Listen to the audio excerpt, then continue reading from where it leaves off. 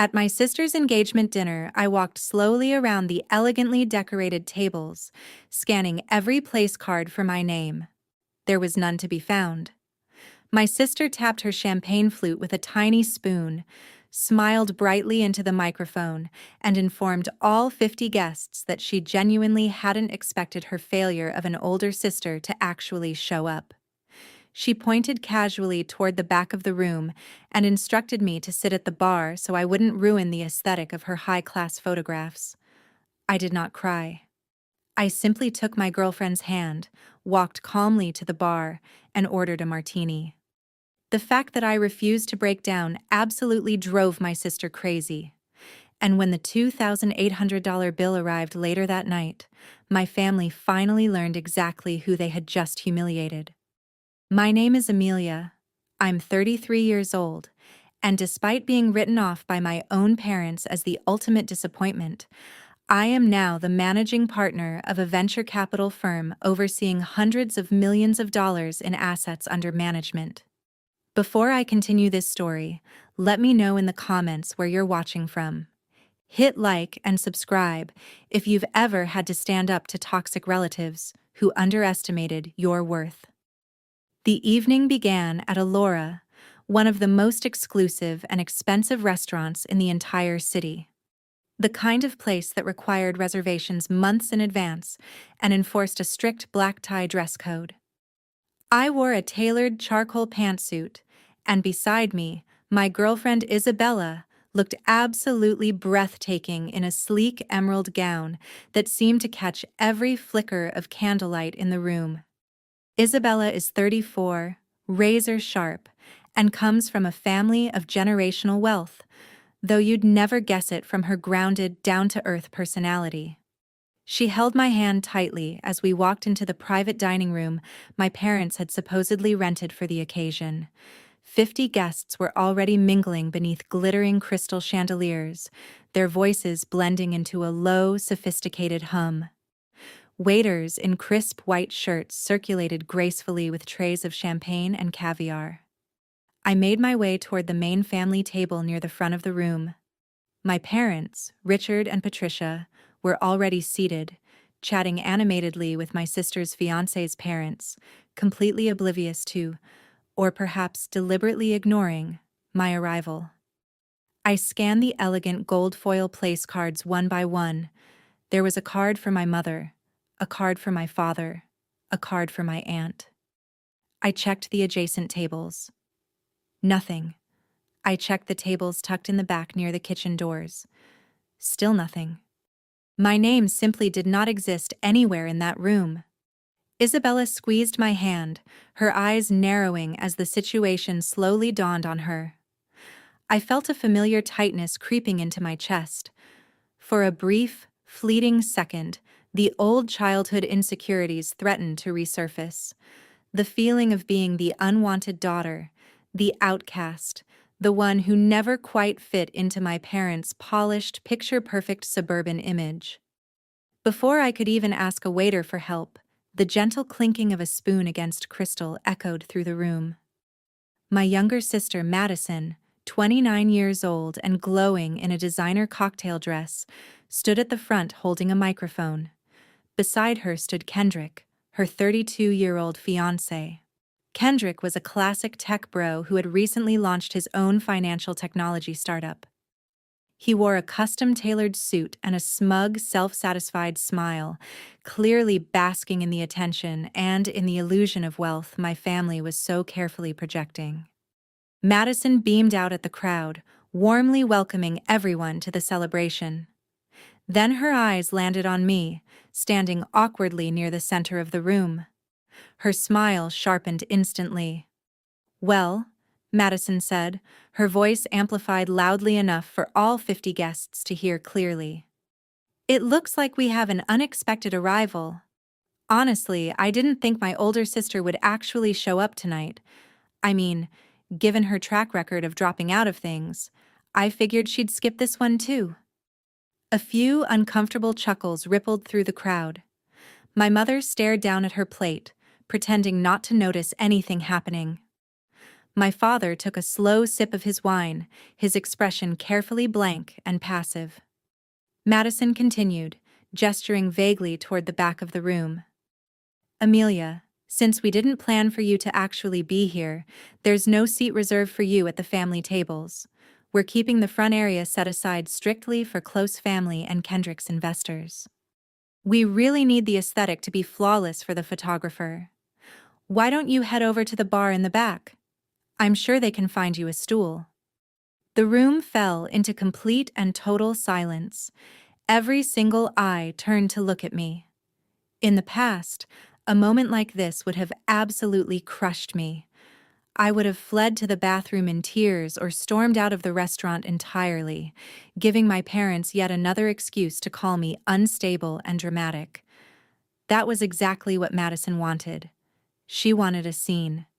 She wanted to prove to her wealthy new fiancé that she was the superior sister and that I was nothing more than the tragic, embarrassing relative. Instead of giving her that satisfaction, I felt a cool, deep, almost glacial calm wash over me. I looked at Madison, then at my parents, who pointedly refused to meet my gaze.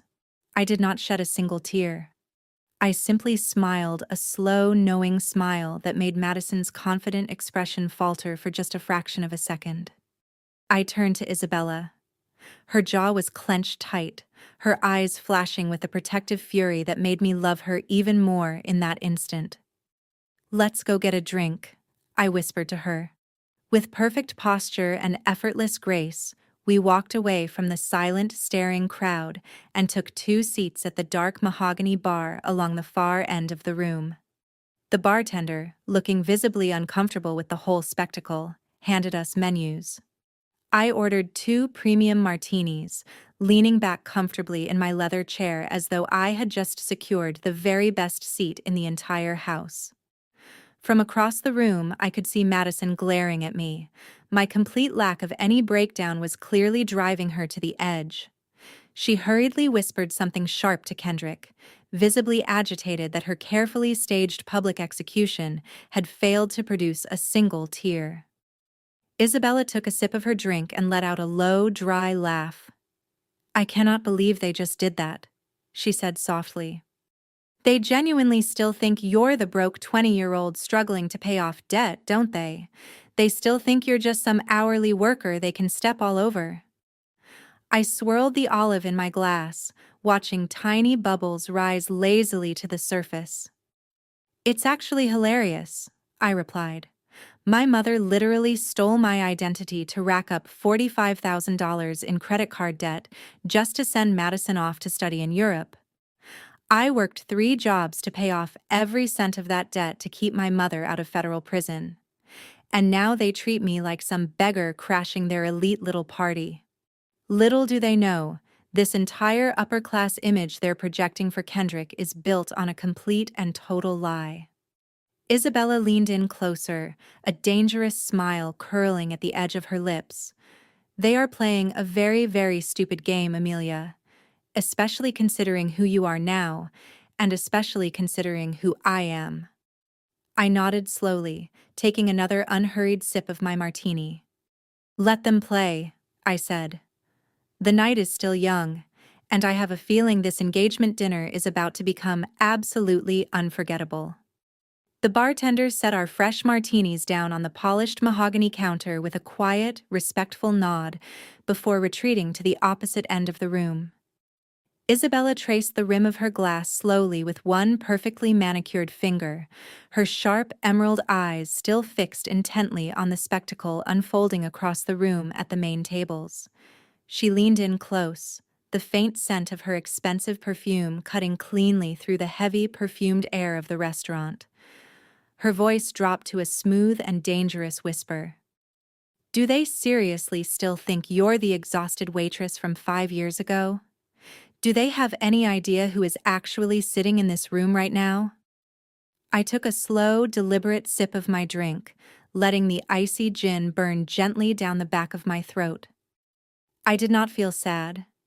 I did not feel betrayed or heartbroken in the slightest. I simply felt a profound, almost freezing sense of clarity settle over me. No, I replied, keeping my gaze steady and fixed on my parents across the crowded room. To them, I am still the ultimate scapegoat. I am still the naive girl they bled completely dry to fund Madison and her so-called perfect life. My mother and father built this entire facade of wealth by stepping directly on my neck, and they still assume I'm down there on the floor where they left me. I told Isabella the details I rarely spoke about out loud. I did not speak with pity, and I did not speak with resentment. I spoke instead with the cold, clinical precision of a venture capitalist coolly evaluating a toxic, worthless asset. When I was 20 years old, my mother committed outright identity theft. She stole my social security number, opened 3 premium credit cards under my name, and maxed every single one of them out, to the staggering tune of $45,000. And why? Because Madison simply had to do a semester abroad in Europe. Madison needed designer handbags to fit in with the wealthy girls at her university. Madison needed luxury weekend trips to the Swiss Alps so she could post them all over social media. And when the collection agencies began calling, hunting me down relentlessly for money I had never even spent, my parents looked me dead in the eye and told me it was my sacred duty as the older sister to absorb the cost. They told me I would be tearing the entire family apart if I dared to report the fraud to the police. Isabella's grip on her glass tightened until her knuckles turned a stark, bloodless white. "And you worked 3 jobs to pay it off," she stated. It wasn't a question. She already understood the core of my ambition, the intense fire that had forged my current success. I nodded slowly, the memory of those bone-crushing years of exhaustion washing back over me. I scrubbed floors at a diner until 2 in the morning. I tutored college freshmen on my days off. I worked miserable weekend shifts at a call center that drained the life out of me. I paid back every single cent of that stolen money, all just to keep my own mother out of federal prison. I sacrificed my entire youth so that Madison could sip champagne on a yacht somewhere, pretending she'd been born into old money. "They drained me, Isabella," I said quietly. "But they never realized that the pressure they put on me only cooked me into something they can no longer break. I climbed out of those ashes and built an empire, while they're still desperately scrambling to keep up appearances with empty bank accounts." We watched the room unfold from our isolated little corner at the bar. Waiters brought out massive platters piled high with lobster tail and prime rib for the main tables. The contrast was almost laughable. My parents, Richard and Patricia, were laughing loudly, practically clinging to Kendrick as though he were their golden ticket into the Billionaire Boys Club. Kendrick himself was putting on a truly ridiculous show, gesturing wildly with both hands, undoubtedly bragging about his fintech startup, flashing a Rolex that I happened to know for a fact had been purchased on a high-interest credit line. He was a tech bro desperate for validation, and my parents were equally desperate for a wealthy son-in-law. It was the perfect storm of fake prestige colliding with fragile, hungry egos. The dinner service slowly began to wind down. Waiters cleared away the expensive china, and guests began to stand, stretch, and mingle around the room. Madison, holding a glass of vintage champagne, gathered a small cluster of her bridesmaids and several of Kendrick's tech friends around her. I saw her glance briefly in my direction, her eyes gleaming with raw, undisguised malice. Rather than simply ignoring me, she deliberately steered her little entourage toward the bar area, pretending to point out the restaurant's architecture. They stopped just a few feet away from where Isabella and I were seated. Madison made sure her back was partly turned to me, but she projected her voice plenty loud enough for everyone within earshot to hear perfectly. "It's just so exhausting dealing with toxic family members," Madison sighed dramatically, gesturing with her free hand toward her gathered friends. "You try to include them. You try to be charitable and invite them to nice places, but some people just have zero ambition. They just drag the whole vibe down." One of her bridesmaids, a girl dripping in cheap perfume and fake pearls, giggled loudly. I honestly don't know why you even let her in the building, Madison.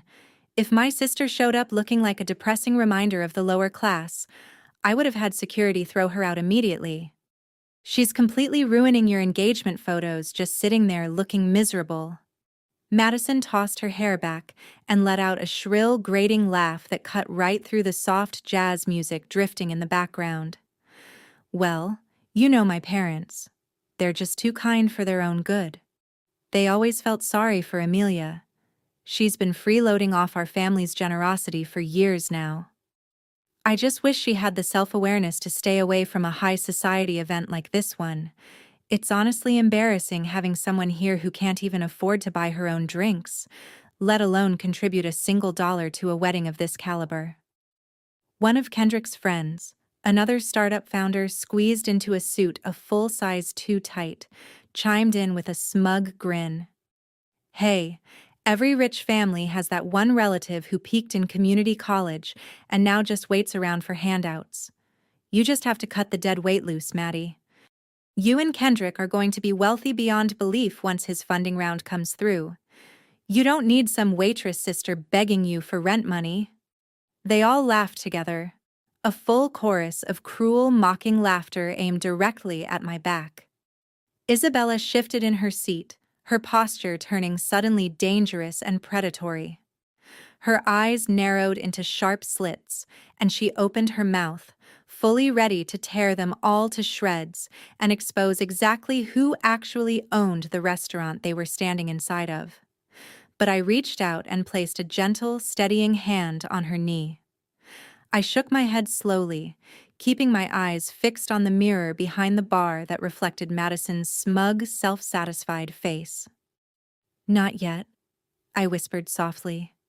Let them dig their graves a little deeper. I sat at that bar, listening calmly to the sister I had bankrupted myself to support call me a freeloader. I listened to people who didn't know the first thing about me mock my financial status and my intelligence. They saw a quiet woman sitting in the shadows and assumed I was defeated. What they didn't see was the predator patiently watching its prey. They had no idea that tomorrow morning, I would be sitting at the head of a massive boardroom table, deciding the absolute fate of the very company Kendrick was using to buy his way into this fake, glittering high society. The irony was so rich and so delicious I could almost taste it on my tongue. I took another slow sip of my martini, letting the cold liquid ground me firmly in the present moment. The night was far from over, and my family was about to learn a brutal, unforgettable lesson. The girl they had thrown to the wolves hadn't merely survived, she had returned as the undisputed leader of the entire pack. As the evening wore on, the decadent dinner service finally came to a close. The lavish spread of butter-poached lobster tails, truffle-infused risotto, and imported Wagyu steaks had all been cleared away by the diligent waitstaff. At the main tables, guests were finishing the last drops of their vintage champagne, their laughter echoing pleasantly off the high, ornate ceilings. Isabella and I remained seated quietly at the bar, our untouched second round of martinis resting on the counter in front of us, simply watching the unfolding theater of my own family play out before us. A senior waiter, dressed in a crisp white shirt and a tailored black vest, approached our end of the bar. He carried a sleek black leather folio tucked beneath one arm. He didn't even glance at Isabella. His eyes were fixed entirely on me, his expression a tense mixture of deep discomfort and rigid professional obligation. He stopped directly in front of my bar stool, gently set the leather folio down on the polished mahogany counter, and took a quick step back. I stared down at the black folder. I didn't actually need to open it to know exactly what it was, but my curiosity got the better of me anyway. I flipped the leather cover open. Printed neatly at the bottom of the itemized receipt was a staggering total: $2,800. The list above the total read like a testament to pure gluttony: 5 bottles of premium Bordeaux, towers of chilled seafood, customized dessert platters. The party had spared absolutely no expense whatsoever, and they had sent the entire bill straight to the woman sitting quietly in the shadows. I slowly lifted my head and looked across the expansive dining room. Standing near the entrance of the private event space were my parents, Richard and Patricia. Richard, dressed in a rented tuxedo that fit just a little too tightly around the waist, caught my eye and gave a sharp, dismissive flick of his wrist. It was a gesture I knew all too intimately, his universal silent command to simply take care of it. Patricia stood beside him, clutching a designer knockoff purse. She flashed me a tight, fake smile, pointed a manicured finger directly at the leather folio, and gave a sharp, confirming nod. The sheer audacity of the gesture hit me like a physical blow, followed immediately by a surge of dark, bitter amusement.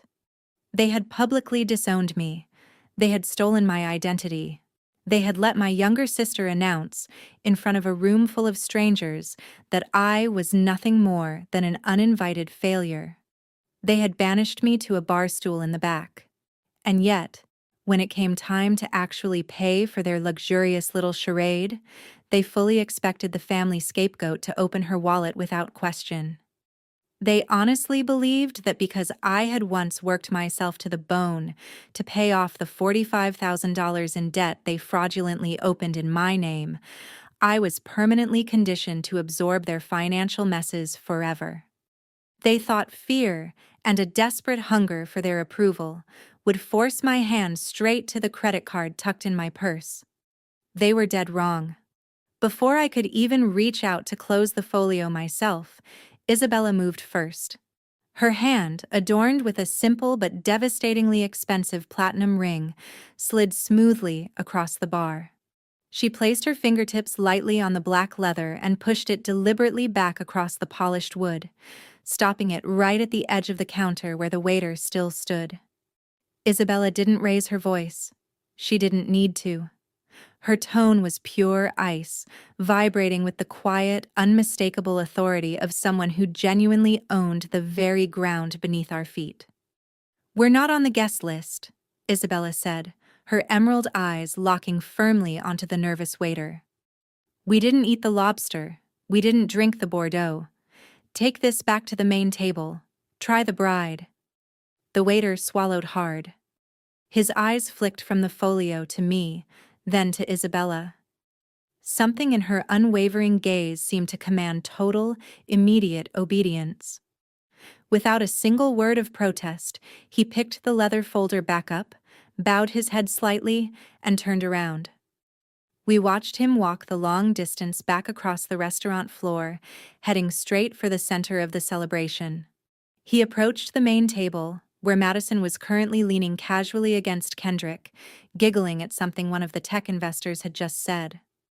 The waiter respectfully cleared his throat and presented the black folio directly to Madison. From my vantage point at the bar, the visual sequence that followed was absolute perfection. I watched Madison carelessly flip open the cover, clearly expecting to find a complimentary note, or perhaps a bill already quietly settled by her wealthy new fiancé. Instead, her eyes zeroed in sharply on the $2,800 total. The color drained instantly and completely from Madison's face. The giggling stopped dead. She stared down at the paper as if it were a venomous snake coiled in her hands. She snapped her head up and aggressively pointed a finger straight toward our corner of the room. I could see her mouth moving frantically, demanding loudly to know why the bill had been brought to her table of all places. The waiter stood his ground, shaking his head and respectfully gesturing back toward the bride. The panic at the main table spread immediately and contagiously.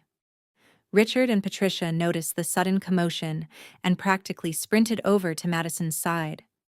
They hovered tensely over the leather folio, their faces twisting into a mixture of shock and rising fury. Patricia snatched up the bill, her eyes bulging visibly at the total. Richard looked up, his gaze snapping violently across the room until it locked directly onto me. He was no longer offering dismissive little hand gestures. His face had become a mask of pure, unfiltered rage. The carefully maintained illusion of a wealthy, carefree family had just been shattered in an instant by a single piece of paper. Madison forcefully shoved her chair backward. The wooden legs scraped loudly across the hardwood floor, a harsh, ugly sound that sliced clean through the refined atmosphere of the restaurant. Several nearby guests turned their heads, their quiet conversations dying out abruptly as the tension in the room spiked sharply. Madison grabbed Patricia by the arm, snapped something sharp at Richard, and the three of them began to march.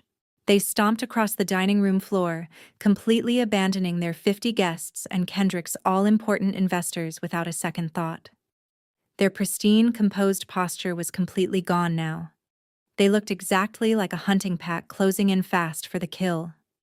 They were heading straight for the bar, and the storm was finally, unmistakably, about to break.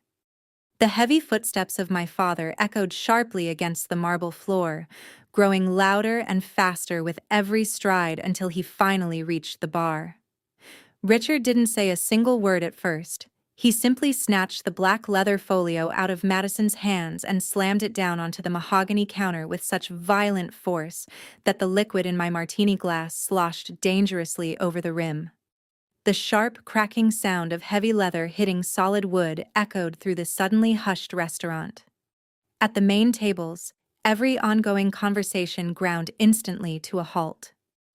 Guests turned their heads, eyes wide, watching the flawless, polished image of my family begin to fracture in real time. "Stop playing these pathetic childish games right now," Richard hissed, his face inches from mine. His breath reeked of expensive red wine and pure, undiluted panic. "You are going to take out your credit card. You are going to pay this bill, and then you are going to walk out the back door before you embarrass us any further in front of Kendrick and his investors." I did not flinch. I did not move a single muscle. I kept my eyes locked steadily on his, watching the vein in his forehead throb visibly. Before I could even form a response, my mother shoved her way past him. Patricia leaned over the bar counter, her manicured fingers gripping the edge so tightly her knuckles turned bone white.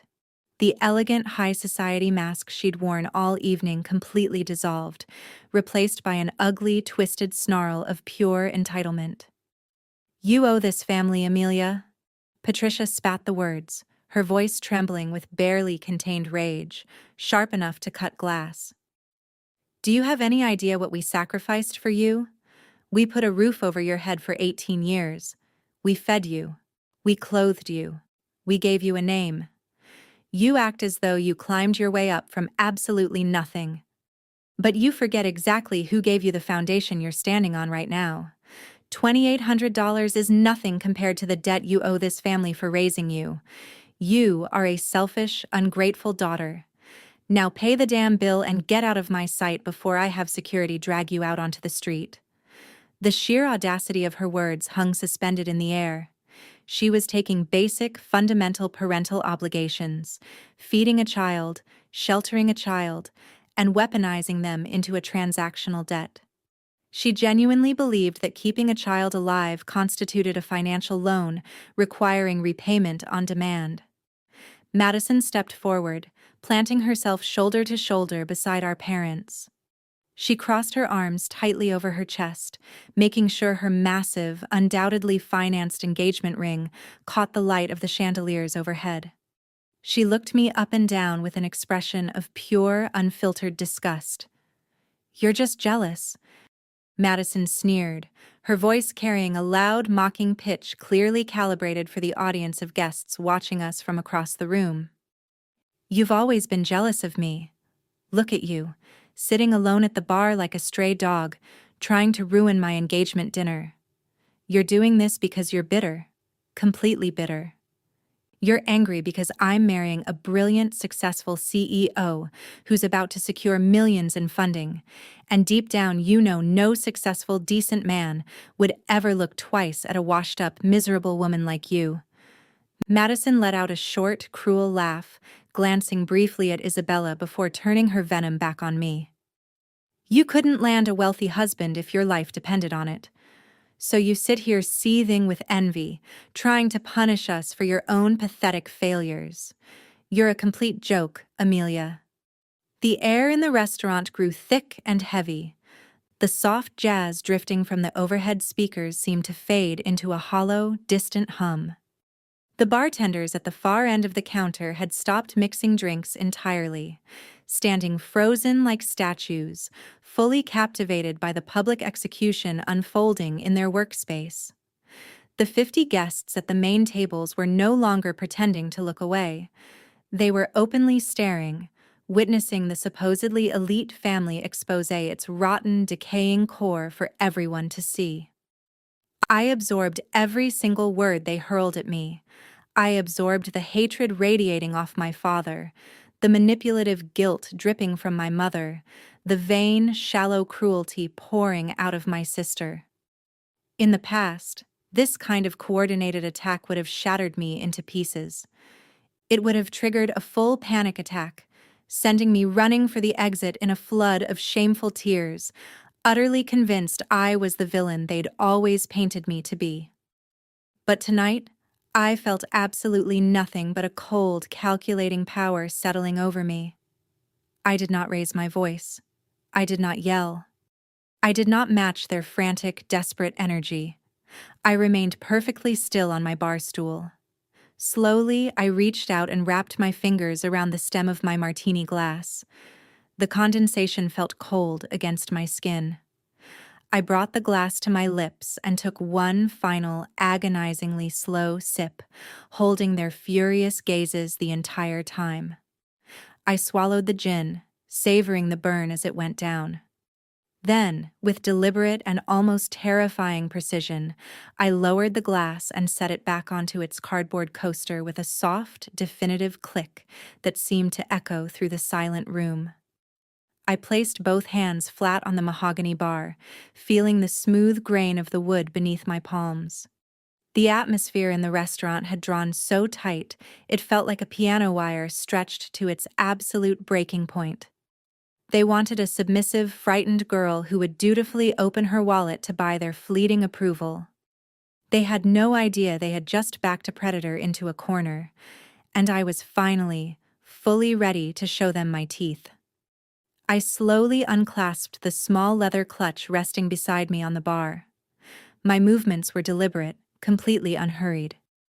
Richard and Patricia watched me with sharp, angry eyes, fully expecting to see a platinum credit card emerge to save them from their financial embarrassment. Madison stood just behind them, a triumphant smirk creeping back across her face, assuming she had successfully bullied me into submission. Instead of a wallet, I pulled out my phone. I unlocked the screen with a quick swipe and tapped into a secured, encrypted folder I had carefully maintained for over a decade. A folder I had always hoped I would never have to open in public. But tonight, they had practically begged for it. I selected a specific PDF, a meticulously compiled document containing bank statements, credit bureau reports, and a drafted police report I had ultimately never filed. I looked directly into my mother's eyes. The fake, aggressive confidence she'd been wearing all night was already beginning to fracture under my steady gaze. "You say I owe this family," I said. I did not shout, but I projected my voice from deep in my diaphragm, ensuring the perfect acoustics of the private dining room carried every single syllable straight to the silent tables behind her. "You say you put a roof over my head and gave me a foundation." I turned the phone screen around and slid it firmly across the mahogany counter until it stopped mere inches from her trembling, manicured fingers.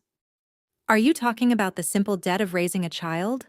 I asked, my voice ringing out clear and lethal across the room. "Or are you talking about the $45,000 in credit card debt where you stole my social security number to secretly open accounts in my name?" Patricia's mouth opened, but absolutely no sound came out. The color drained entirely from her face, leaving her pale and visibly horrified. I did not give her a chance to recover. I raised my voice just enough to guarantee that every investor, Every friend and every future in-law at the main tables heard the exact, unvarnished truth behind their pristine family image. "Let's talk about what I really owe you, Mother," I continued, my words landing like physical blows. "Let's talk about how you committed identity theft against your own 20-year-old daughter. Let's talk about how you maxed out 3 separate premium credit cards to fund Madison's luxury semester abroad in Europe. You needed her to have designer bags and ski trips to the Swiss Alps to keep up with the wealthy girls at her university. But you didn't have the cash, so you stole my identity to pay for her fake lifestyle instead." A collective, audible gasp rippled through the dining room. I watched a wealthy venture capitalist at one of the main tables physically drop his fork onto his china plate, the sharp clink echoing loudly through the stunned silence. Madison's smug expression evaporated instantly. Her jaw dropped, and she looked frantically around the room, suddenly realizing that her elite friends and her brand-new fiancé had just learned her glamorous, heavily publicized European adventure had been funded by outright felony fraud. The golden child had just been exposed in real time as a fraud whose entire life had been quietly subsidized by stolen money. "You let me find out through collection agencies," I said, finally stepping off the bar stool so that I now stood at my full height, looking down at my parents. "You let me answer call after call from debt collectors threatening to ruin my entire financial future before my career had even started. And when I confronted you about it, you cried. You begged on your knees. You told me it was my duty as a sister to let Madison experience the world, and that I would destroy this family if I dared to report it." Richard stood frozen like a statue. His chest heaved as his expression cycled rapidly through shock, deep humiliation, and a terrifying dawning realization that their carefully constructed high society mask had just been ripped off and shredded in front of Kendrick's investors. He glanced over his shoulder, catching the disgusted whispers of his peers. Guests were leaning in toward one another, murmuring behind cupped hands. The facade of the wealthy, accomplished family was burning to the ground right before his eyes. "I worked 3 jobs to pay off your crime, Patricia," I stated, stepping even closer to the bar. "I scrubbed floors at a diner until 2 in the morning. I tutored freshmen on my days off. I answered phones at a miserable call center until my throat bled. I ate instant noodles and lived in a damp, mold-streaked studio apartment for 3 straight years just to pay off your $45,000 theft. I sacrificed my entire youth to protect this family's precious reputation." I leaned in, dropping my voice to a lethal carrying register. "I paid off every single cent instead of doing what I absolutely should have done, turning you over to the authorities and sending you to federal prison for identity theft." Patricia stumbled backward as though I had physically pushed her. She bumped into Madison, who was now staring at the floor, completely unable to meet anyone's eyes in the room. The upper-class illusion they had spent decades carefully constructing was dead. Everyone in that restaurant now understood that Patricia was a thief, that Richard was a coward who had enabled it, and that Madison was a parasite who had gladly lived off the proceeds of her own sister's stolen future. "Do not ever," I said, pointing a finger directly at my mother's chest, "ever tell me that I owe you a single dime. You owe me my 20s. You owe me my peace of mind. You owe me for the blood, sweat, and tears it took to clean up your felony. You are incredibly lucky that I'm only handing you back a restaurant bill tonight, and not a federal subpoena." The silence in the room was absolute. No one moved. No one spoke. The heavy, suffocating weight of the truth pinned my entire family to the floor. They had come to the bar intending to humiliate a struggling, embarrassing relative. They had no idea they were walking straight into an execution. The silence following my revelation was heavy enough to crush bone. The guests at the surrounding tables sat completely motionless, their eyes darting back and forth between my mother's ashen, bloodless face and my own unwavering stare. Patricia looked as though she might collapse right there on the polished hardwood floor. Richard was breathing heavily, his hands balled into tight, white-knuckled fists at his sides, utterly paralyzed by the public exposure of his own cowardice. But it was Madison who snapped first. The sheer weight of her humiliation, the dawning realization that her elite friends and her wealthy new fiancé had just heard the dirty criminal truth behind her glamorous European semester, finally registered fully in her brain. Her face flushed a violent, mottled red. The veins in her neck strained visibly against her diamond necklace. She couldn't use words to defend herself, because every single word I had spoken was a fact she could not refute. So she reached instead for the only defense mechanism she had left: pure, unadulterated violence. Madison lunged forward. Her hand shot out and grabbed a half-full crystal goblet of ice water resting at the edge of the bar. With a guttural shriek of pure rage, she raised the heavy glass high above her head, fully intending to hurl the freezing water and ice cubes directly into my face. I did not flinch. I did not raise my arms to protect myself. I simply stared at her, maintaining steady eye contact, entirely willing to let her commit assault in front of 50 high society witnesses if that's what she wanted. Beside me, Isabella shifted her weight, her hand hovering just inches from Madison's wrist, ready to intercept the strike with lethal precision. But the glass never came down. A large, immaculately manicured hand wrapped firmly around Madison's wrist mid-air, halting her momentum completely. Kendrick had finally stepped out from the shadows of the main dining area. Madison's 32-year-old fiancé stood tall and imposing, his physical presence instantly commanding the space around him. He wore a custom-tailored midnight blue Tom Ford suit that practically screamed new money.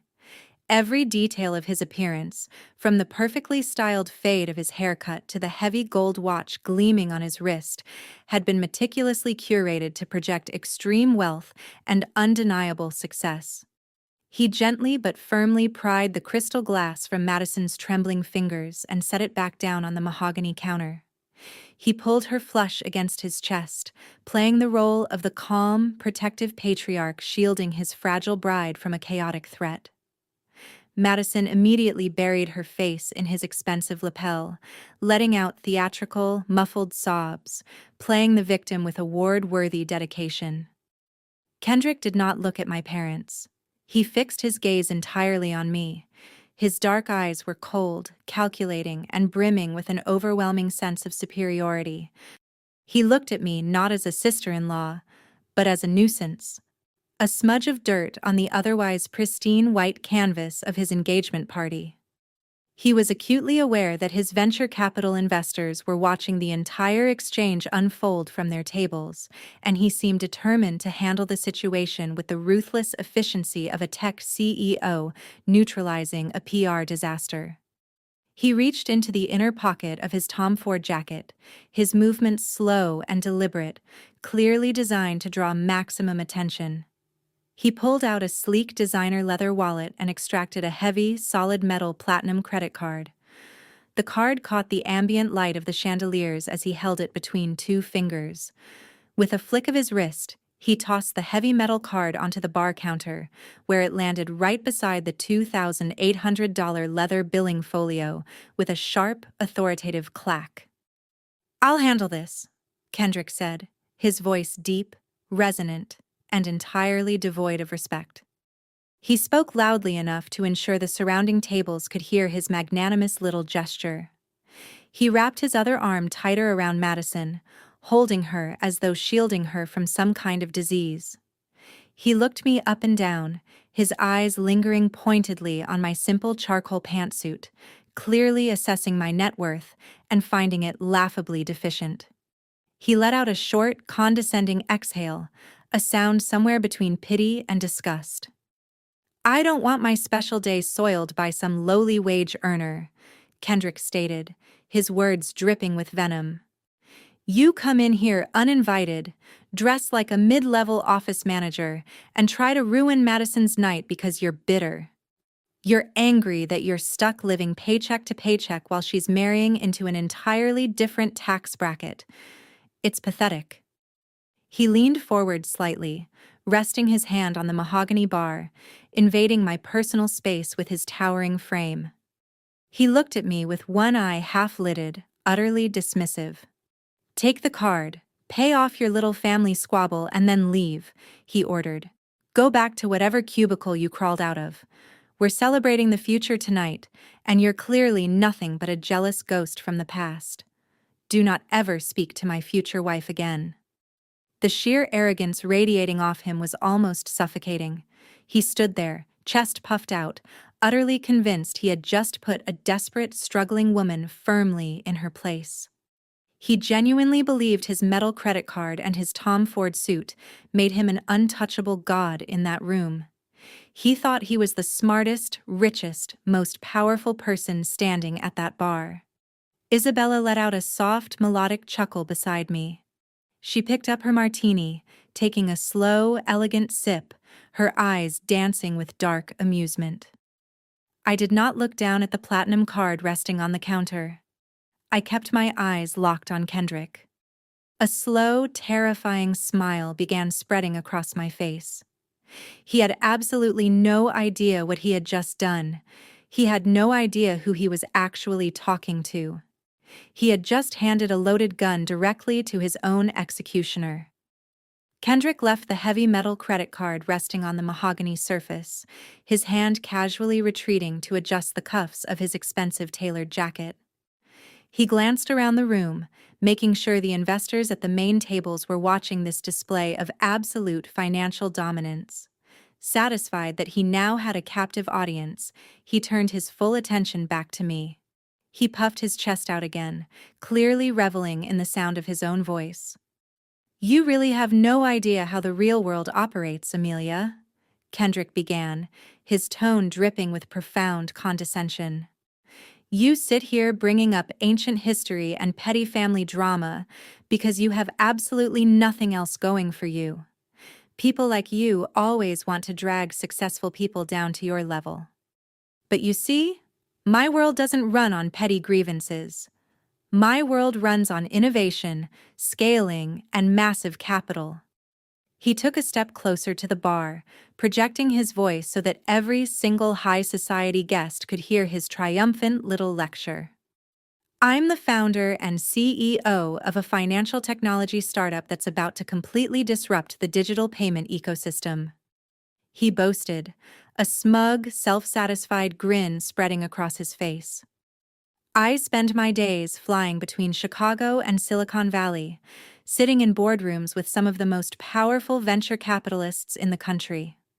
We're building algorithms and financial infrastructure you couldn't even begin to comprehend. We're talking about institutional wealth. We're talking about reshaping the global market. And what do? You clock into some mundane 9-to-5 job, complain endlessly about your childhood, and try to extort a free meal at my engagement party." Kendrick let out a short, mocking laugh, shaking his head as though dealing with a stubborn toddler. "You will never even catch a glimpse of the elite circles I operate in," he continued relentlessly. "You will never understand the pressure of managing a valuation or the thrill of securing major institutional backing. You are entirely out of your depth here. Madison is about to become the wife of a major tech founder. She's stepping into a life of absolute luxury, private jets, exclusive galas. You're just a bitter spectator watching from the cheap seats. So do yourself a favor. Take the charity I just offered you, pay the restaurant, and walk out that door before you embarrass yourself any further." The sheer, breathtaking arrogance of his speech hung heavily in the air.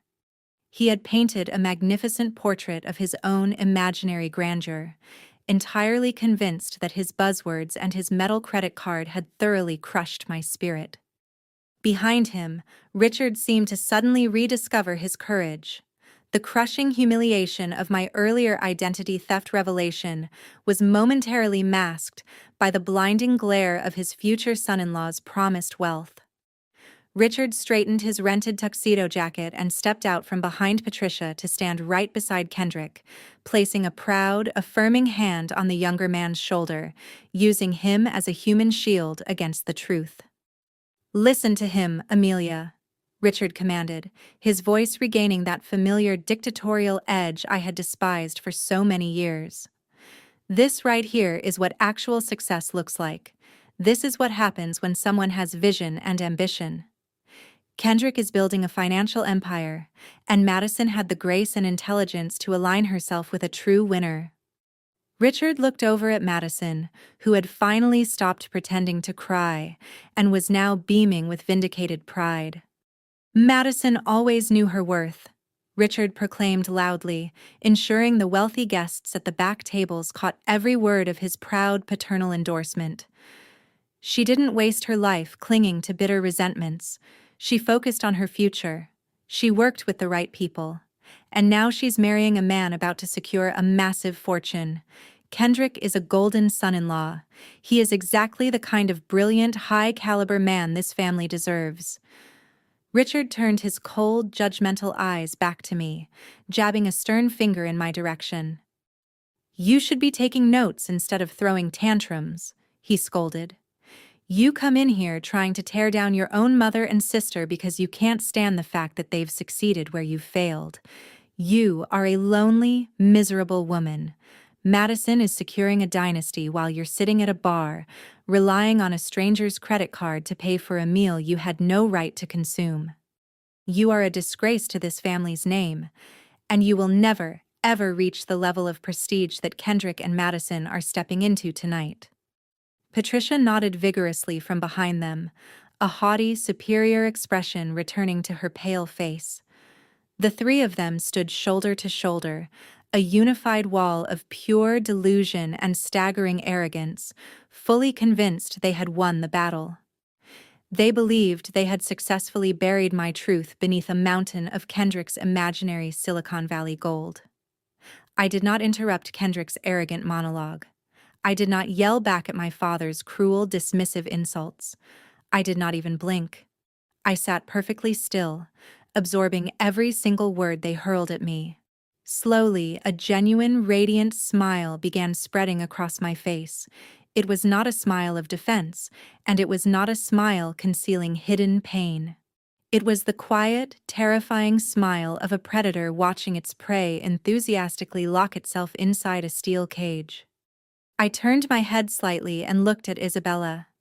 She was resting her chin elegantly on one hand, her vibrant emerald eyes dancing with dark, lethal amusement.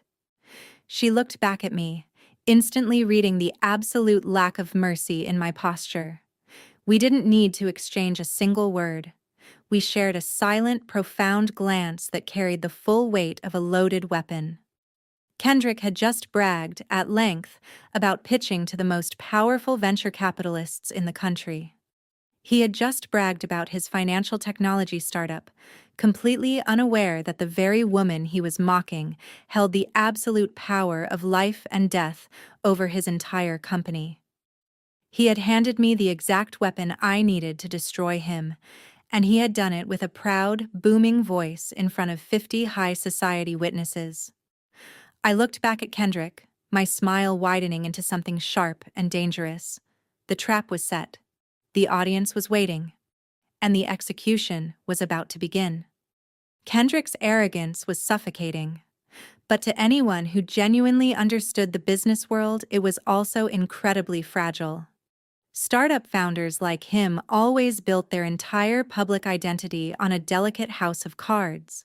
They relied heavily on flashy pitch decks, exaggerated user metrics, and the desperate, burning hope that some massive venture capital firm would hand them a lifeline before their financial runway hit zero. They projected extreme wealth precisely to hide the terrifying reality that they were one rejected meeting away from total bankruptcy. Isabella understood this ecosystem perfectly. She uncrossed her legs and leaned her elbow gracefully on the polished mahogany bar. The diamonds on her wrist caught the light of the overhead chandeliers, but it was the icy, aristocratic authority in her voice that demanded absolute attention. She did not raise her voice above a conversational level. She didn't need to. When Isabella spoke, people instinctively listened. "Did you say your company is NovaPay?" Isabella asked, her tone casual, almost polite, yet it sliced through the heavy, tense atmosphere of the restaurant like a sharpened blade. Kendrick stopped mid-breath. He blinked, visibly thrown off balance by the sudden question from the stunning woman sitting beside me. He puffed his chest out slightly, a patronizing smile returning to his lips, clearly assuming Isabella was just another high society guest who'd been thoroughly impressed by his loud, boastful speech about disrupting global markets. "Yes," Kendrick replied, his voice regaining that slick, practiced arrogance. "NovaPay. We're going to completely redefine peer-to-peer lending and institutional transfers. It's highly disruptive technology. We are the future of finance." Isabella smiled. It was a terrifying, beautiful smile, the smile of a predator watching a mouse walk willingly into a steel trap. "Fascinating," Isabella said, her voice dripping with lethal sweetness. "Because I heard through the grapevine that NovaPay is currently burning through cash at a completely unsustainable rate. But more importantly, I heard you have a very specific, highly confidential meeting scheduled for tomorrow morning." Kendrick's confident posture faltered instantly, his eyebrows knitting together in sudden, sharp confusion. He glanced back toward his tech investor friends near the main tables, but they only stared back at him with equally blank, bewildered expressions. He opened his mouth to respond, but Isabella didn't give him the chance. She delivered the final devastating blow with the casual elegance of someone discussing the evening's weather. "I heard you have a pitching session for your Series A funding round," Isabella continued, her gaze locking onto him like a laser sight. "A $10 million ask, scheduled precisely for 9 in the morning, at the executive headquarters of Vanguard Ventures."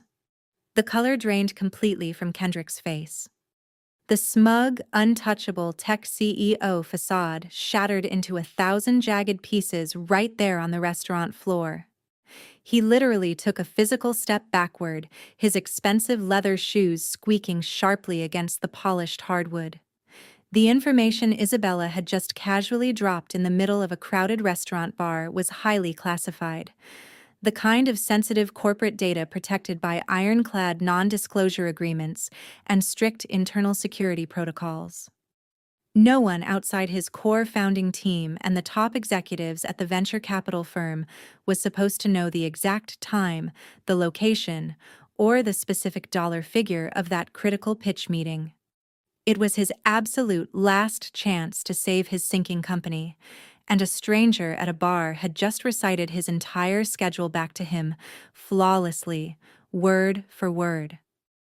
My father, Richard, looked completely lost. He glanced frantically between Kendrick and Isabella, desperately trying to understand how the power dynamic in the room had suddenly, violently flipped in a matter of seconds. Madison clutched at Kendrick's arm, sensing the immediate, terrifying change in her fiancé's demeanor, but lacking the basic business acumen to understand why he suddenly looked as though the floor had opened up beneath him. "How?" Kendrick stammered, the smooth, booming baritone of his voice cracking into a high, panicked pitch. "How could you possibly know my internal schedule?" He swallowed hard, his Adam's apple bobbing visibly above the collar of his Tom Ford suit. He was no longer looking at me with pity. He was looking at Isabella with pure, unfiltered terror, like a man who had just realized he was standing on a live landmine. "That information is under a strict NDA," Kendrick continued, his voice rising in raw desperation, completely ignoring the whispering crowd gathering around him. "Nobody outside my board of directors knows the exact valuation we're asking for tomorrow. Vanguard Ventures is the most secure firm in the city. How did you get access to my private calendar? Who are you people?" Isabella simply picked up her martini glass and took another slow, deliberate sip. She did not answer him. Her part in this public execution was finished. She had successfully stripped away his expensive armor, exposing the desperate, panicking man beneath the tailored suit. Now it was my turn to deliver the killing strike. The restaurant had gone dead silent. The 50 guests at the main tables watched with bated breath, witnessing a massive seismic shift in the room's gravity. The arrogant man who had just thrown a metal credit card at my face and ordered me to leave was now sweating profusely under the glowing chandeliers, waiting for an answer he was utterly unprepared to hear. I took a deep, steadying breath. I placed both hands flat against the cool mahogany surface of the bar. With deliberate, measured movements, I slid off the tall leather bar stool. My heels clicked solidly against the floor as I rose to my full height. I reached up and slowly adjusted the lapels of my tailored charcoal suit jacket, smoothing out the fabric until every line sat perfectly crisp. I squared my shoulders, radiating the kind of absolute, untouchable authority that only comes from years spent dominating the most ruthless boardrooms in the country. I did not look at my mother. I did not look at my father. I did not even glance at Madison. My eyes were fixed entirely on Kendrick. I watched realization slowly begin to dawn in his panicked gaze. I watched his brain frantically scramble to connect the dots between the woman his fiancé had called a failure and the highly classified financial data that had just been weaponized against him. The trap was permanently sealed.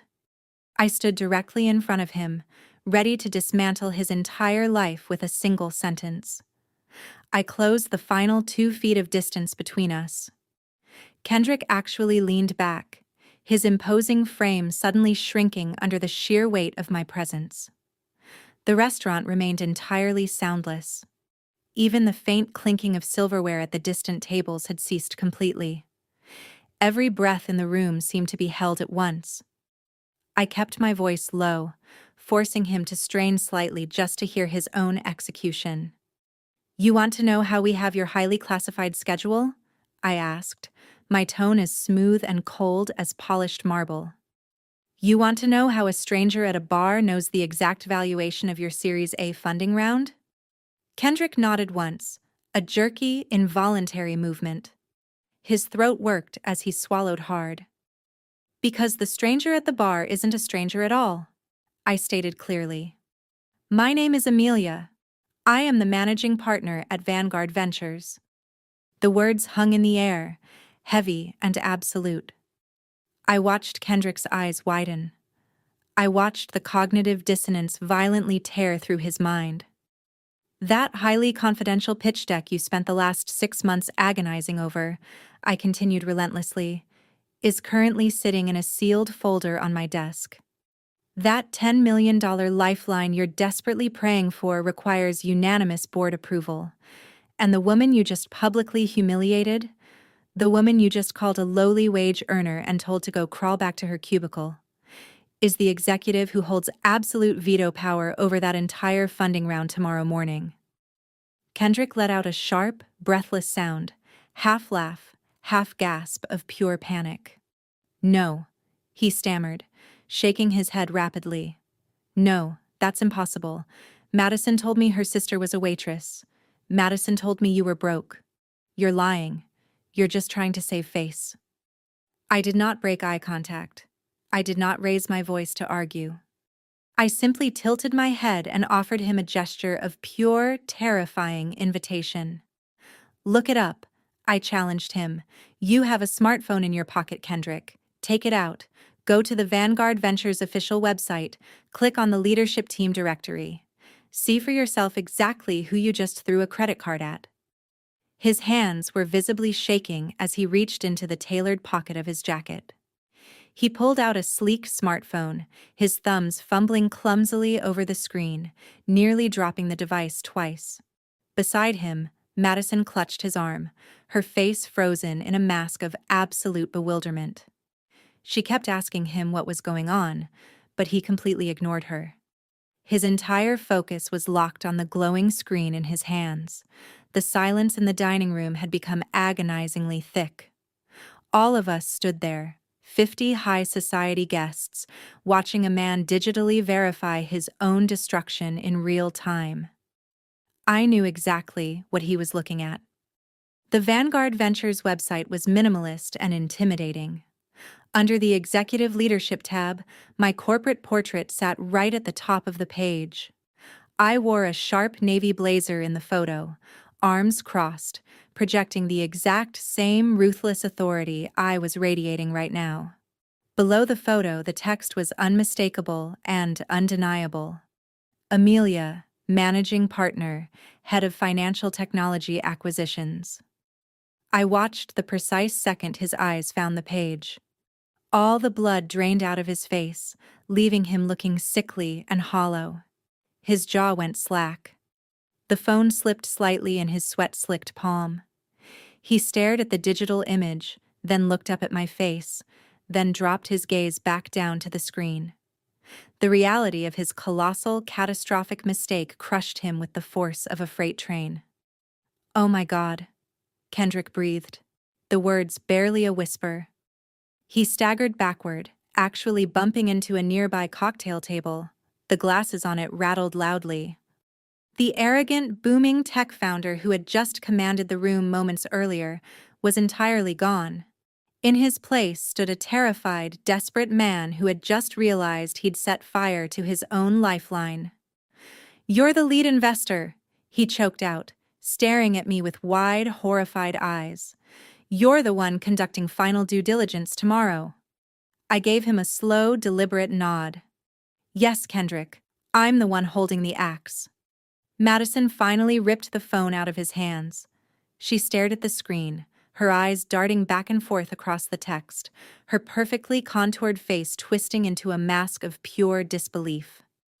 She looked from the phone to me and back again, her mouth opening and closing soundlessly. The narrative she had spun for years, that I was a failure, a jealous outcast, a pathetic loser, had just been vaporized in front of 50 witnesses. My father, Richard, stepped forward, his face pale and slick with sudden sweat. He tried to read the screen over Madison's shoulder, his face pale and slick with sudden sweat. He tried to read the screen over Madison's shoulder. "What does it say?" he demanded, his voice cracking. "What is going on here?" "Your golden son-in-law," I said, projecting my voice so the entire room could hear the verdict, just realized that the broke, pathetic sister he tried to throw out of the restaurant is actually the venture capitalist he's been begging for money for the past 6 months. A shockwave rippled through the crowd. Gasps erupted from the main tables. The investors Kendrick had invited to impress him began whispering furiously to one another. The social hierarchy of the room flipped violently upside down. I looked down at the mahogany bar. The heavy metal platinum card Kendrick had tossed at me earlier was still resting there, gleaming under the chandelier light. I reached out and picked it up, holding the metal card between my index and middle finger, inspecting it with feigned amusement. "You told me to take your charity," I said, my voice echoing through the dead silent room. "You told me you didn't want your special day soiled by someone outside your tax bracket." It's incredibly ironic, Kendrick, because looking at the preliminary financials of your company, I highly doubt this piece of metal will even clear the transaction for the lobster you fed these people tonight. Kendrick lunged forward, hands raised in a frantic, placating gesture. "Amelia, please," he begged, his voice cracking with raw desperation. "It was a misunderstanding. I didn't know who you were. Madison painted a completely different picture of you. Please, you have to separate family business from professional investments. NovaPay is a solid concept. We need that funding to survive the quarter." I held up my hand, stopping his pathetic rambling instantly. I let the silence stretch, letting him marinate in his own spectacular failure. He had built his entire ego on disrespecting anyone he deemed beneath him, and now he was begging for mercy from the very woman he'd tried to step on. The dynamic was completely broken, and I was holding the sledgehammer. Kendrick tried, hopelessly, to salvage the unsalvageable. I watched his brain frantically misfire as he searched for an exit strategy that simply didn't exist.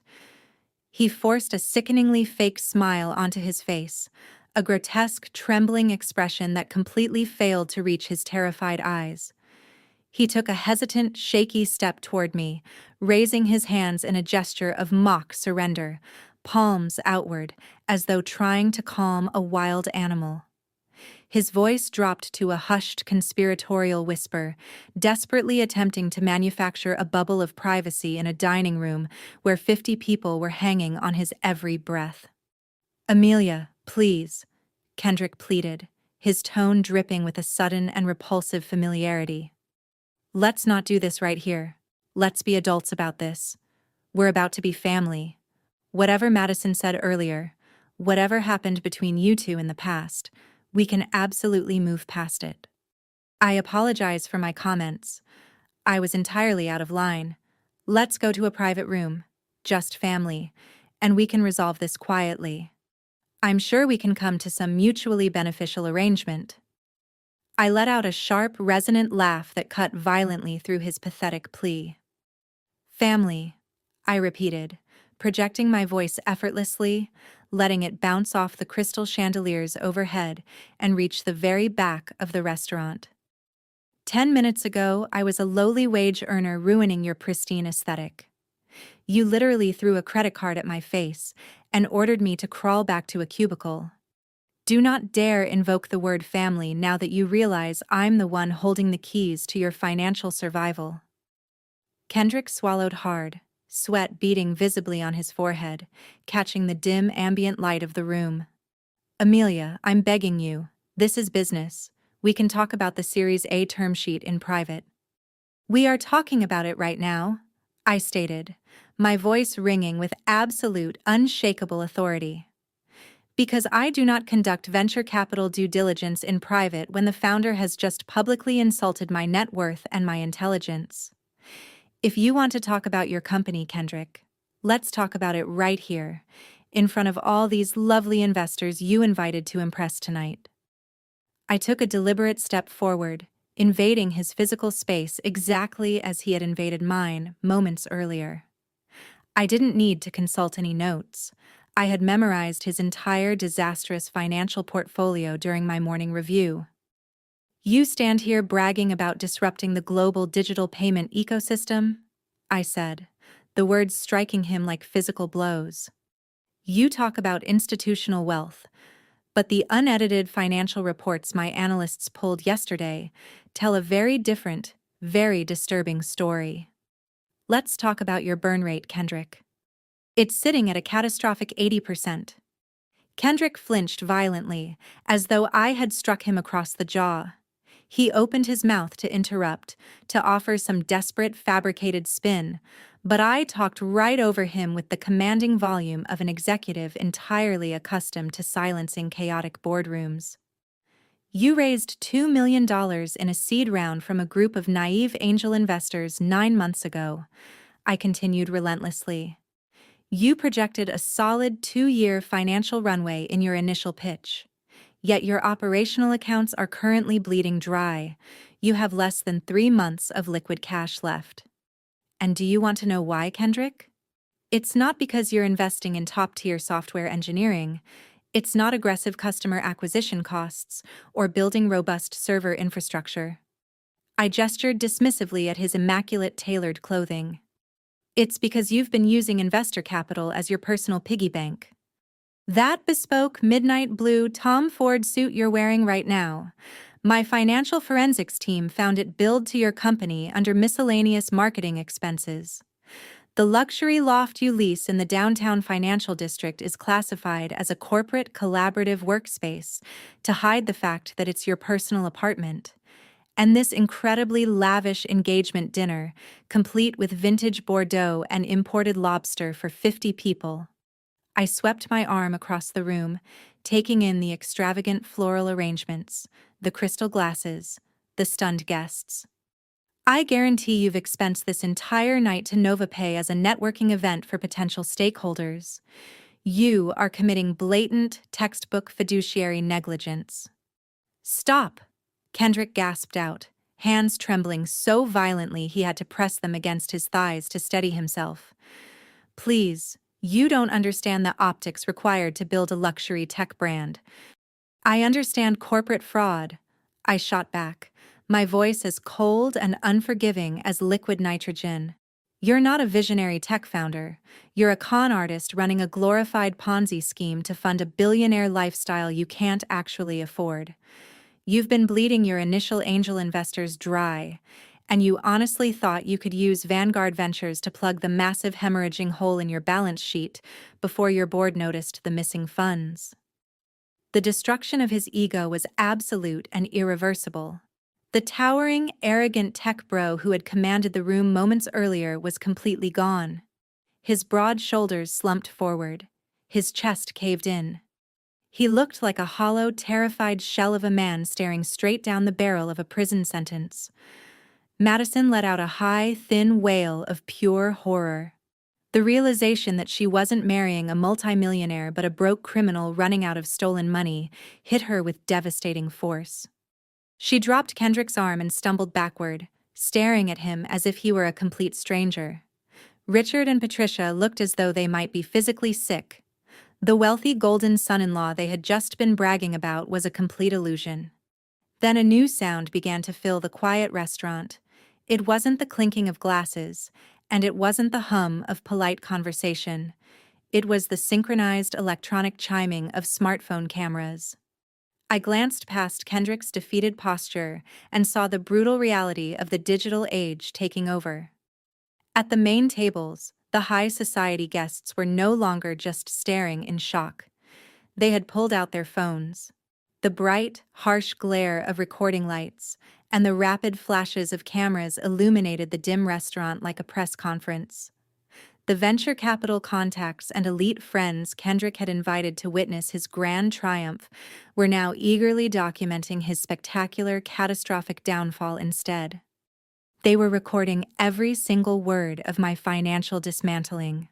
The video of a fake tech CEO being exposed for misappropriating funds was going to be circulating through Silicon Valley's and Chicago's elite networks before the dessert course was even served. The pristine, carefully curated image of my family's upper-class perfection was being recorded and uploaded in real time, permanently tying them to a publicly disgraced fraudster. I looked back at Kendrick, watching the very last shred of his arrogant pride evaporate under the glaring lights of dozens of recording phones. "You wanted a captive audience tonight, Kendrick," I said softly, delivering the final line with chilling finality. "Now you have one. Enjoy the premiere." The flashing lights of the smartphone cameras illuminated the absolute terror on Kendrick's face. He stood paralyzed, stripped of his expensive facade, completely exposed in front of the very people he had tried so desperately to impress. He opened his mouth, perhaps to beg one last time, perhaps to offer another fabricated excuse, but his voice failed him entirely. I stepped even closer, my voice dropping into a register that was calm, clinical, and absolutely lethal. "I am officially rejecting your Series A funding application," I stated, making sure every syllable carried the weight of a judge handing down a final sentence. "Vanguard Ventures will not invest a single dollar into NovaPay, but my rejection is the absolute least of your concerns right now." Kendrick flinched as if I had struck him across the face. He raised a trembling hand, but I didn't pause to let him speak. "By tomorrow morning," I continued, my eyes locked on his, "I will be issuing a formal internal red flag memo across the entire Silicon Valley and Chicago venture capital networks. Every major fund, every angel syndicate, every institutional investor will receive a highly detailed summary of your financial misconduct. They will see the exact burn rate you tried so hard to hide. They will see the fraudulent expense reports. They will know, beyond any shadow of a doubt, that you used investor capital to fund your luxury wardrobe and this ridiculous, overpriced engagement dinner." I let a slow, terrifying smile spread across my face. "You are completely radioactive, Kendrick. No reputable firm will ever let you past their lobby doors again. Your company is dead in the water. Enjoy your bankruptcy." The finality of my words hit him like a physical blow. The last remaining strength vanished from Kendrick's legs. He literally collapsed, his knees buckling beneath him, hitting the polished hardwood floor of the restaurant with a heavy thud, catching himself weakly on his hands and knees. He stared blankly at the expensive leather shoes he'd bought with stolen money, gasping for air as a full-blown panic attack overtook him. The arrogant tech founder had been reduced to a gasping, ruined mess on the floor of a restaurant he couldn't even afford. A high-pitched, hysterical scream shattered the tense silence of the dining room. Madison snapped out of her state of shock. She looked down at the man kneeling on the floor, the man who was supposed to be her golden ticket to private jets and endless luxury. The realization that she was legally binding herself to a broke, soon-to-be blacklisted fraudster hit her with violent force. She grabbed the sides of her designer dress, her face twisting into an ugly mask of pure desperation and rage. "Dad!" Madison shrieked, spinning around to face Richard, her voice shrill and echoing painfully against the crystal chandeliers above us. "Dad, you have to fix this right now." Richard stood frozen, his face a sickly shade of gray, staring at Kendrick on the floor, utterly paralyzed by the rapid implosion of his high society dreams. "You promised me," Madison yelled, grabbing Richard by the lapels of his rented tuxedo and shaking him violently. "You told me that if his funding ever fell through, you'd use the family real estate fund to save his company. You said you'd pull the equity to make sure we had our startup capital. Do it now. Write him a check and get this miserable woman out of my restaurant." Patricia grabbed Madison's arm, trying to quiet her, casting frantic glances at the wealthy guests still actively recording the entire meltdown.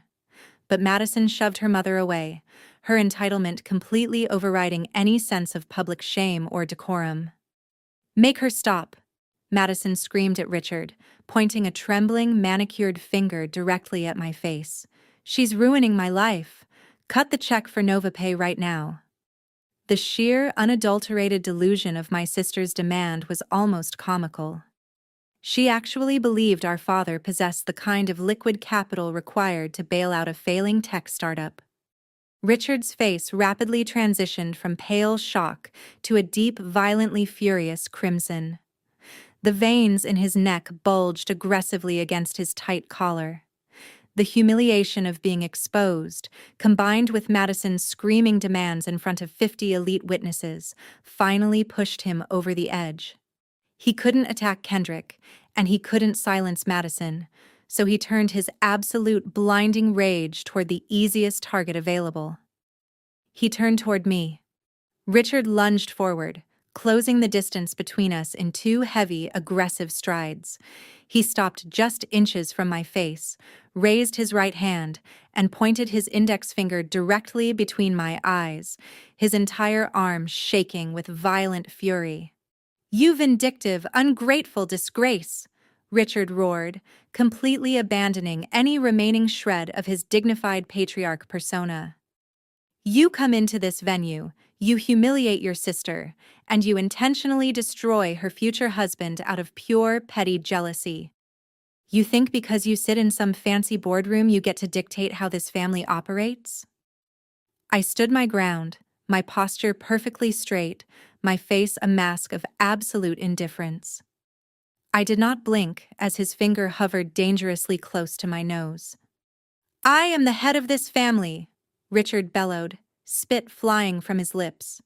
"And I'm telling you right now, you have just crossed the point of no return. You are officially cut off. I'm calling my attorneys the second this dinner is over. I'm striking your name from every single legal document I own." He puffed out his chest, trying to weaponize the very wealth he had always used to control me. "You will not see a single dime of my estate," Richard threatened, his voice echoing fiercely through the quiet room. "You're completely disinherited. That Beverly Hills mansion, the vast property portfolio, the generational wealth I built with my bare hands, it's all going to Madison. You're getting absolutely nothing. I will leave you to rot in the street before I let you touch 1 cent of my legacy. You are dead to me, Amelia." He stood there breathing heavily, waiting for me to break. He waited for the familiar panic to wash over my face. He waited for the terrified, submissive daughter to emerge and beg for his financial forgiveness. He honestly believed that the threat of losing his imaginary Beverly Hills mansion would force me to my knees in front of the entire restaurant. Instead, I looked at him. I looked at the man who had allowed my mother to steal my identity, the man who had banished me to a bar stool, the man currently trying to intimidate a venture capitalist with entirely empty threats. I felt a cool, dangerous laugh rising in my chest. Richard had just played his absolute final card. He had threatened to take away everything he owned. He had no idea that I already knew exactly what his grand legacy was actually worth. Richard stood there, his chest puffed out to an almost comical degree, breathing heavily through his nose like a cornered bull. He truly believed he had just delivered the ultimate killing blow. He glanced around the silent dining room, his eyes scanning the tables of wealthy investors and elite socialites, desperately trying to gauge their reaction. He needed them to see him as a ruthless titan of industry. He needed them to believe that the catastrophic failure currently weeping on the floor was just a minor hiccup, and that the real power in the room belonged entirely to him.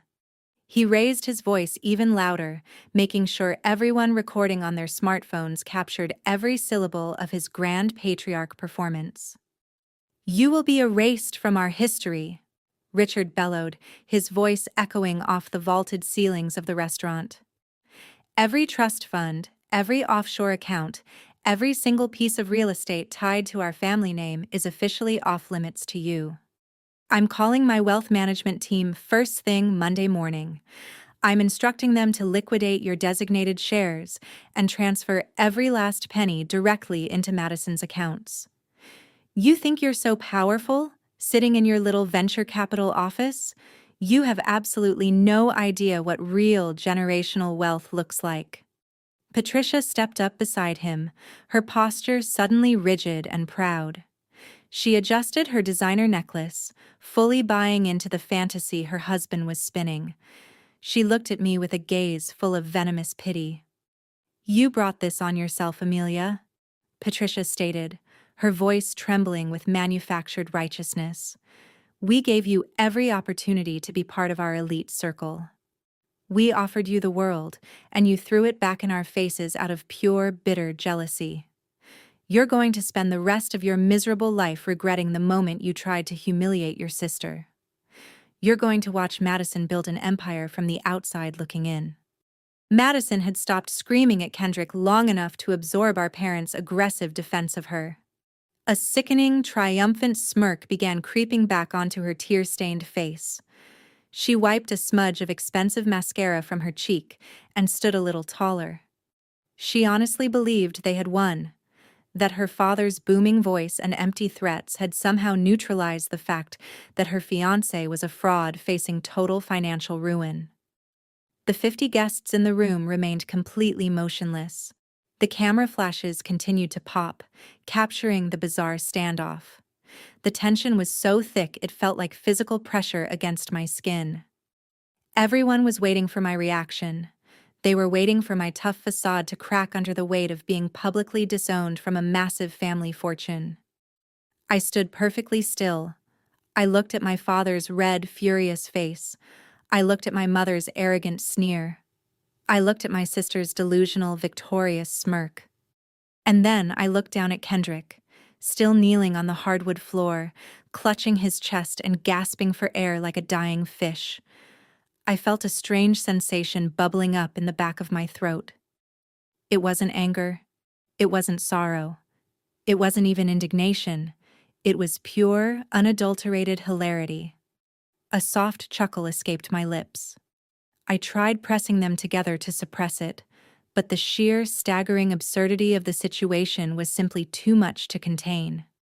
The chuckle grew into a distinct, audible laugh. Richard frowned, his thick eyebrows pulling together in deep confusion. He lowered his pointing finger just a fraction of an inch. My laughter grew louder. It wasn't a nervous laugh, and it certainly wasn't hysterical. It was a rich, full-throated sound of genuine amusement. I threw my head back and let the laughter wash over the dead, silent dining room. The sound bounced off the crystal chandeliers and echoed against the mahogany walls, bright and sharp, slicing clean through the heavy, suffocating tension like a freshly sharpened blade. Beside me, Isabella let out a soft, elegant laugh of her own, perfectly matching my energy. She picked up her martini glass and took a slow, relaxed sip, watching my family squirm under the weight of our shared amusement. Richard's face contorted. The violent crimson of his anger was rapidly being replaced by a sickly, pale shade of profound uncertainty. The confident, booming patriarch persona he had just projected began to fracture and dissolve. He stared at me as though I had suddenly grown a second head, utterly unable to comprehend what was happening. He had just threatened to take away millions of dollars, a Beverly Hills mansion, an entire corporate empire. By all the laws of his superficial universe, I was supposed to be begging for mercy on my knees. "Stop laughing," Richard demanded, his voice losing its booming authority and cracking slightly at the edges. "I'm completely serious, Amelia. I'm cutting you off forever. There's nothing funny about losing your entire inheritance." I couldn't stop. I literally had to place one hand on the polished surface of the bar to steady myself, my shoulders shaking from how hard I was laughing. I took a deep breath, trying to corral my amusement, wiping a single tear of mirth from the corner of my eye. Patricia stepped forward, her voice shrill and panicked. "Are you insane? Have you completely lost your mind? Your father just disowned you. He's taking away your future, and you're standing there laughing like a lunatic." The guests at the tables exchanged bewildered glances. The smartphones were still recording, capturing a scene that defied all logic. A father screaming about generational wealth, a golden child sister standing proudly beside a disgraced fraudster, and the outcast daughter laughing as though she were watching the greatest comedy routine ever written. I finally managed to catch my breath. I stood up straight, brushing an invisible speck of dust from the lapel of my charcoal blazer. The smile on my face was razor-sharp, radiating a terrifying level of control. I looked directly into my father's panicked, dilated eyes. I let the silence stretch out for a long, agonizing moment, ensuring every single person in the room was hanging on my next word. I looked at him with an expression of pure, devastating pity.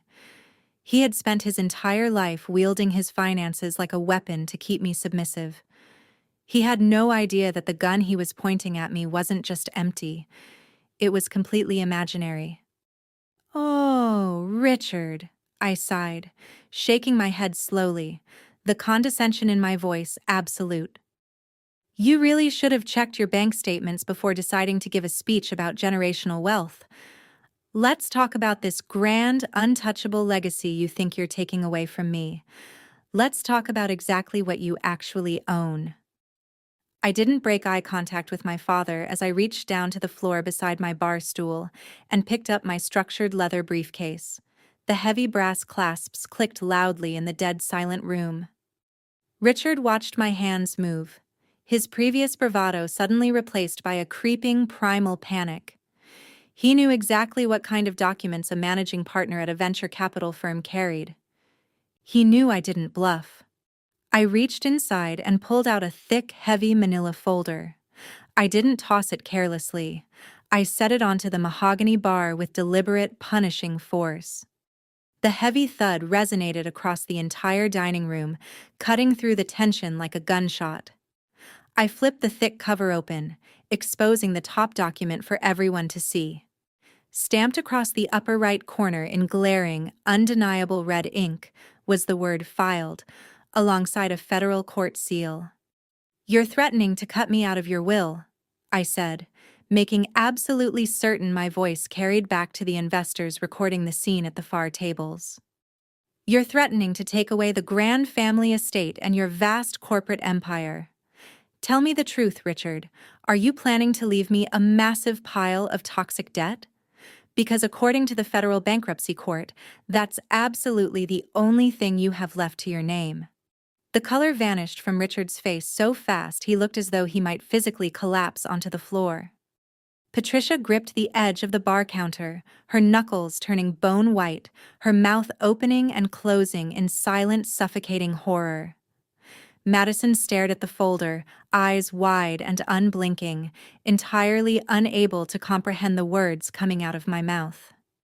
"Your primary holding company filed for Chapter 11 bankruptcy exactly 8 months ago," I announced, projecting the brutal facts clearly, shattering their pristine high society illusion into microscopic pieces. "Your manufacturing plants were completely liquidated to pay off secured creditors. Your offshore accounts were frozen and seized. You do not have a generational wealth empire to pass down to Madison or anyone else. You have a staggering mountain of defaulted loans and a team of federal auditors breathing down your neck." A collective, sharp gasp erupted from the 50 guests at the main tables. The elite venture capitalists and high society friends Madison had invited suddenly recoiled, as though my parents had become highly contagious. They were looking at Richard and Patricia not as respected peers anymore, but as financial lepers. Furious murmurs swept through the room like a sudden storm. People were whispering, pointing, eagerly zooming in with their smartphone cameras to capture the bright red federal stamp on the documents resting on the bar. "That's a lie," Madison shrieked, her voice cracking violently under the pressure. She let go of Kendrick and rushed toward the bar, staring down at the thick stack of legal papers. "Dad, tell her she's lying right now. Tell them all she's just making this up to ruin my engagement dinner. We're wealthy. You just bought me a new sports car last month. You told me my trust fund was perfectly secure." I didn't let Richard formulate a desperate lie. I picked up the top page of the docket and read directly from the federal filing. "Case number 42890, I read, my tone clinically precise. "Filed in the Central District of California. Listed corporate liabilities exceeding $40 million. Listed assets totaling less than $2 million. I looked up. "That new sports car is a short-term lease, Madison, and the dealership is currently looking to repossess it, because the payments are 90 days past due. I know this because my financial analysts conduct highly thorough background checks on anyone associated with founders pitching to my firm. When Kendrick submitted his application to Vanguard Ventures, my team flagged your entire family as a massive, catastrophic financial liability." Patricia let out a strangled, pathetic whimper. She brought both trembling hands to her face, desperately trying to hide from the glaring lights of the smartphone cameras pointed in her direction. The heavy, ostentatious diamond necklace she wore suddenly looked like cheap costume jewelry. She had spent her entire adult life judging others based on their net worth, stepping on anyone she deemed beneath her, and now her absolute lack of funds was public knowledge. Her carefully constructed aristocratic identity was burning to ash right before her eyes. Richard stood completely paralyzed. The powerful, booming patriarch who had just threatened to erase me from history was gone. In his place stood a deflated, broken man, trembling violently in a rented tuxedo. He could not deny the federal court documents resting on the mahogany wood. He could not scream his way out of a Chapter 11 bankruptcy filing. The elite facade he had maintained for decades had just been publicly and permanently executed. "You thought you could intimidate me with money?"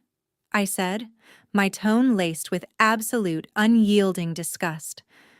"You thought you could use your imaginary riches to force me to my knees and make me pay your restaurant bill, but you're running on empty fumes. You've been using maxed-out credit cards to buy groceries while pretending to be titans of industry in public. You are nothing but desperate frauds trying to scam your way into another wealthy circle to survive." I looked at Madison, who was shaking her head in raw denial, tears streaming down her perfectly contoured face. You came to this restaurant tonight hoping Kendrick would secure his $10 million funding so you could quietly bleed his company dry, I continued, exposing the absolute core of their sinister plan. You thought you could use his startup capital to save yourselves from total ruin. You needed a rich son-in-law to pay off your federal debts. The crowd in the dining room erupted into loud, shocked conversation. The pieces of the puzzle were rapidly falling into place for everyone watching. They realized that this extravagant engagement dinner had never been a celebration of love or family. It was a desperate, high-stakes theatrical performance, orchestrated by two sets of con artists colliding in spectacular fashion. Kendrick was faking his tech success to secure venture capital from me, and my parents were faking their generational wealth to secure Kendrick's non-existent fortune. It was a beautiful, catastrophic collision of mutual deception, and I was the one holding the spotlight. The absolute silence of my parents was their ultimate confession. They had no counterattack left. They had no arrogant speeches left to give. They stood utterly stripped bare in front of the elite society they worshipped, exposed as penniless frauds.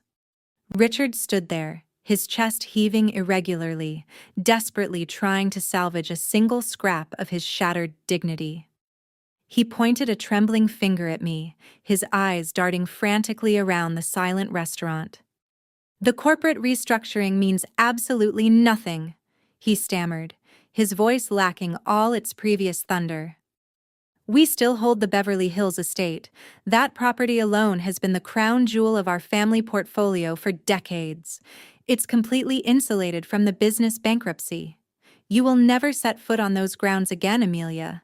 That house is Madison's future, and it's entirely out of your reach."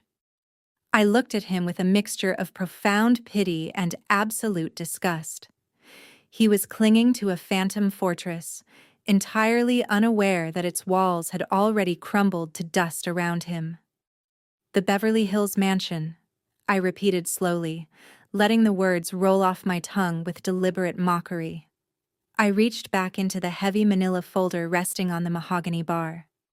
"You mean the sprawling property located at 824 Oakmont Drive? The one with the imported Italian marble foyer and the infinity pool overlooking the canyon?" I pulled out a second stack of documents, bound by a heavy black metal clip, and slid it across the polished wood, pushing it right next to the federal bankruptcy filing. "Did you actually think I'd stop my financial background check at your corporate filings?" I asked, my voice ringing with lethal clarity. "Let's talk about your highly insulated family estate, Richard. The bank issued a formal notice of default on that property 10 months ago. You stopped paying the mortgage long before you even filed for Chapter 11. You ignored the warning letters. You ignored the phone calls from the bank. You just kept hosting your lavish dinner parties and buying designer clothes on credit, completely pretending the bank wasn't actively preparing to seize the roof over your head." Patricia let out a strangled, high-pitched gasp. Her hands flew to her mouth, covering her lips, as she looked at Richard with wide, terrified eyes, clearly realizing that the massive financial secret he had sworn to handle was now highly public knowledge.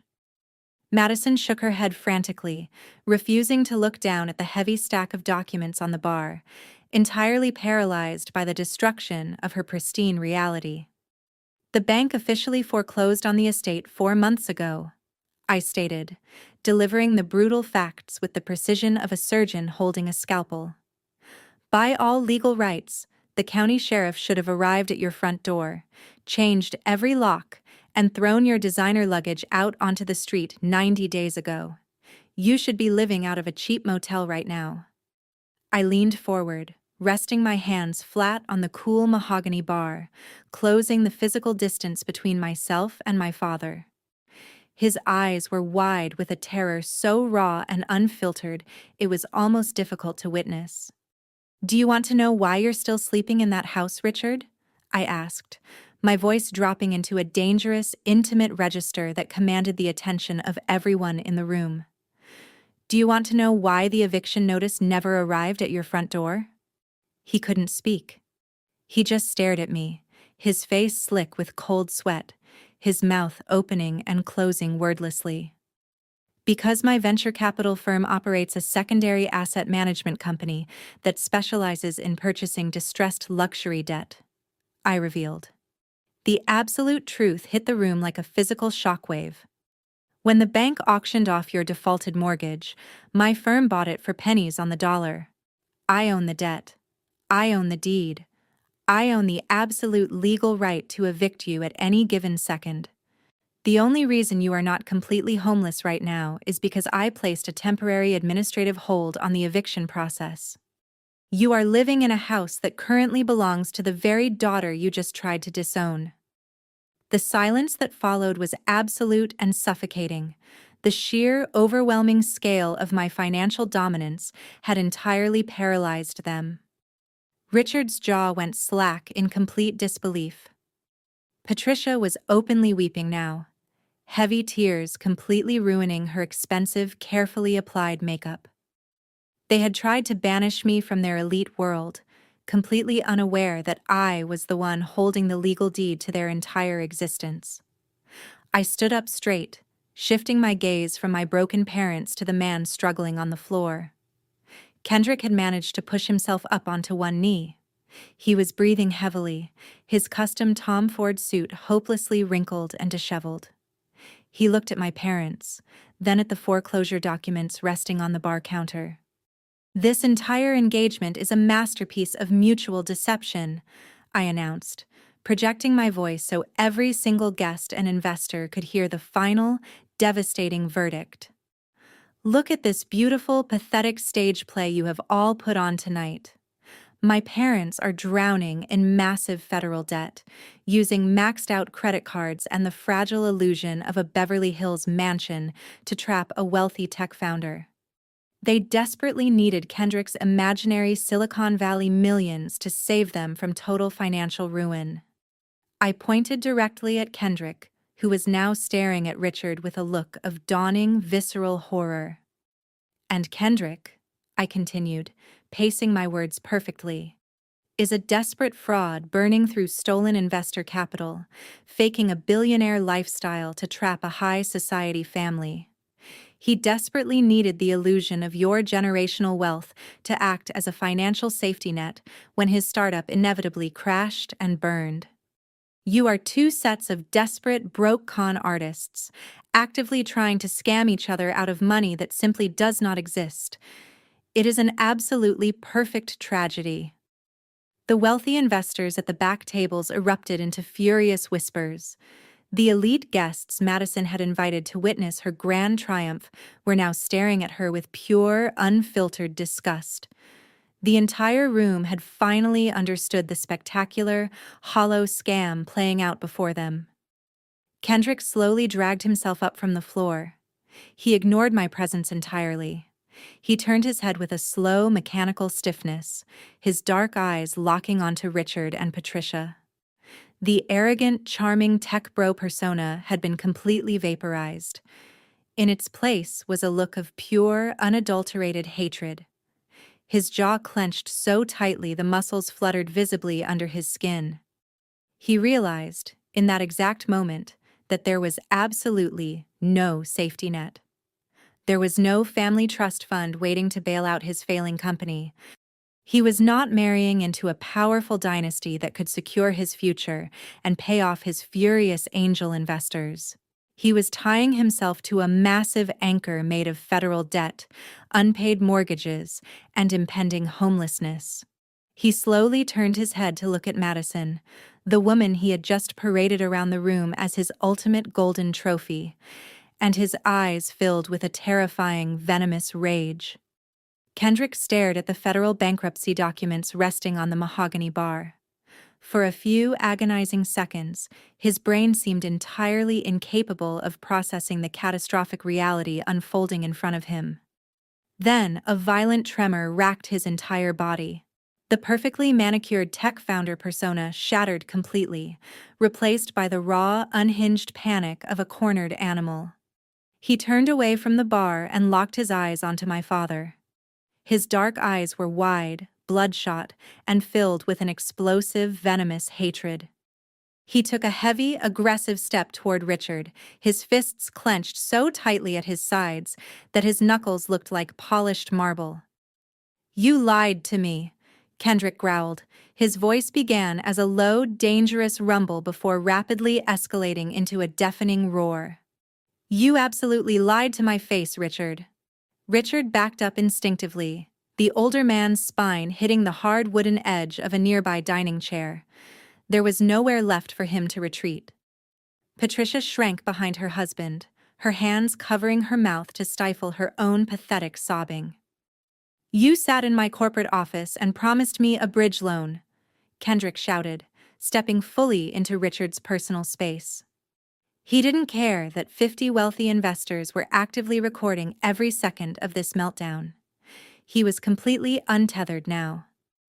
"You looked me dead in the eye and guaranteed that if Vanguard Ventures fell through, the Wilson Family Trust would cover my operational costs. You told me you had $50 million in liquid assets, ready to deploy at a moment's notice." Richard held up his trembling hands in a desperate, weak attempt to pacify the younger man. "Kendrick, please, you have to listen to me," Richard stammered, his voice cracking pitifully. "We intended to help you. We just ran into a temporary liquidity issue with the overseas accounts. We can still leverage our remaining contacts." "Liquidity issue." Kendrick spat the words out like they were toxic poison.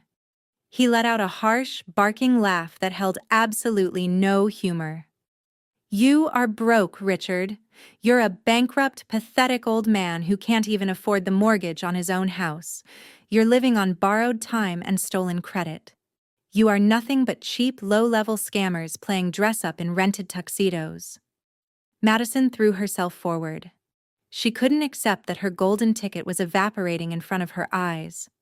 She lunged at Kendrick and wrapped both arms desperately around his bicep, pressing her tear-streaked, makeup-stained face against the lapel of his custom Tom Ford jacket, sobbing uncontrollably. "Baby, please," Madison wailed, her voice shrill and grating with raw panic. "Please stop doing this right now. We love each other. We can figure this out together. My parents will fix this. Dad always fixes this. We can just scale back the wedding and start over." Kendrick looked down at Madison with an expression of profound, unfiltered revulsion, the look a person gives a rotting piece of garbage found on the sidewalk. He grabbed her wrists with rough, merciless force and violently ripped her hands off his arm. He shoved her backward so hard that she stumbled, her heels skidding against the polished hardwood floor, nearly sending her crashing into a nearby table. "Don't touch me," Kendrick yelled, his voice echoing fiercely against the crystal chandeliers. "Are you completely delusional, Madison? Build our own life with what money? My company is bleeding cash. I needed a family that could actually back me financially. I needed a corporate dynasty that could open doors and sign massive checks. I did not sign up to marry into a family of freeloading beggars who are about to be thrown out onto the street by their own sister." Patricia rushed forward, tears streaming endlessly down her pale cheeks. She reached out her trembling hands, trying to touch Kendrick's shoulder in a desperate bid to calm him. "Kendrick, please keep your voice down," Patricia pleaded, her voice a high-pitched whine. "The guests are watching us.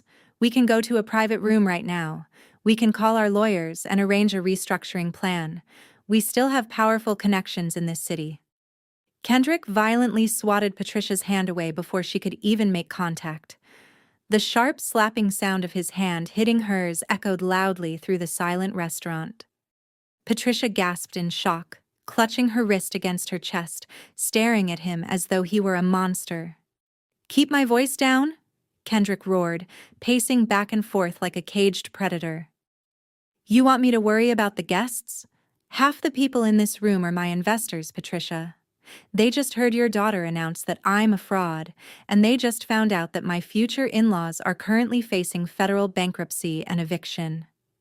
My entire professional reputation is completely incinerated because I tied myself to your pathetic sinking ship." He turned back to Richard, his chest heaving with rage. "You used me," Kendrick snarled, leaning aggressively into Richard's face. "You brought me to your exclusive country club. You introduced me to your golf buddies. You paraded me around like I was the final piece of your grand financial puzzle. You needed my tech CEO status to legitimize your fake wealth. You were using my startup to mask the fact that you are a total financial failure. You are a parasite, Richard." Madison was sobbing so hard she could barely breathe. The heavy mascara she had spent hours applying ran down her cheeks in thick, dark streaks, ruining her pristine image. She reached out for Kendrick again, her fingers grasping at the empty air between them. "You cannot just leave me like this," Madison cried out, her voice cracking with raw desperation. "We're supposed to get married. Everyone is expecting a wedding. You promised me a life together." Kendrick looked at Madison, his eyes sweeping over her designer dress and her expensive jewelry, knowing now that every single item she wore had been purchased on fraudulent credit. "Love," Kendrick mocked, the word tasting like ash in his mouth. "You think I give a single damn about love right now? I needed capital, Madison. I needed a safety net. I needed a family that could write a $10 million check without blinking. You brought me nothing but a mountain of federal debt and a sister who holds the absolute legal right to destroy my entire life." He threw his hands up in the air, completely losing his grip on reality. "I am the laughingstock of the entire financial district," he shouted to the ceiling. "I'm standing in a restaurant I cannot afford to pay for, engaged to a woman about to be homeless, surrounded by venture capitalists who will never answer my phone calls again. You ruined me. You absolutely ruined me." Richard tried to muster one final pathetic ounce of authority. He stood up straight, though his knees were visibly shaking. "Kendrick, you need to calm down immediately. This behavior is entirely unacceptable. We are still your family." "You are nothing to me," Kendrick roared, cutting Richard off with brutal force. "You are not my family. You are a financial liability. You are a toxic asset. I would rather sleep on the actual street than tie my name to a family of broke, desperate imposters." He turned his back on them entirely, a gesture of absolute final rejection. He stood in the center of the room, breathing heavily, completely surrounded by the wreckage of his own arrogant ambitions and my family's spectacular lies. I sat quietly at the bar next to Isabella, watching the entire glorious implosion play out exactly as I had orchestrated. The golden child was weeping on the floor, the patriarchal tyrant was cowering against a chair, and the arrogant tech founder was having a public nervous breakdown. It was a masterpiece of self-destruction, and they were executing it flawlessly without me having to lift a single finger. Kendrick stood in the center of the dining room, his chest heaving as he stared at the absolute wreckage of his future. The furious adrenaline that had fueled his screaming match with Richard was rapidly mutating into a cold, venomous disgust. He turned his dark, bloodshot eyes back to Madison. She was still reaching out to him, her hands trembling violently in the air between them. The bright, harsh lighting of the crystal chandeliers caught the massive diamond engagement ring sitting heavily on Madison's left hand. The stones sparkled with a blinding, mocking brilliance. It was the ultimate symbol of their shared delusion, the prop they had used to convince everyone in this room that they were a match made in Silicon Valley heaven. Kendrick locked his eyes onto that diamond. His jaw tightened so fiercely the muscles in his cheeks twitched. He closed the short distance between them with a sudden predatory quickness. Madison let out a tiny gasp of relief, clearly mistaking his approach for a gesture of reconciliation. She foolishly leaned forward, ready to bury her tear-stained face into his expensive jacket.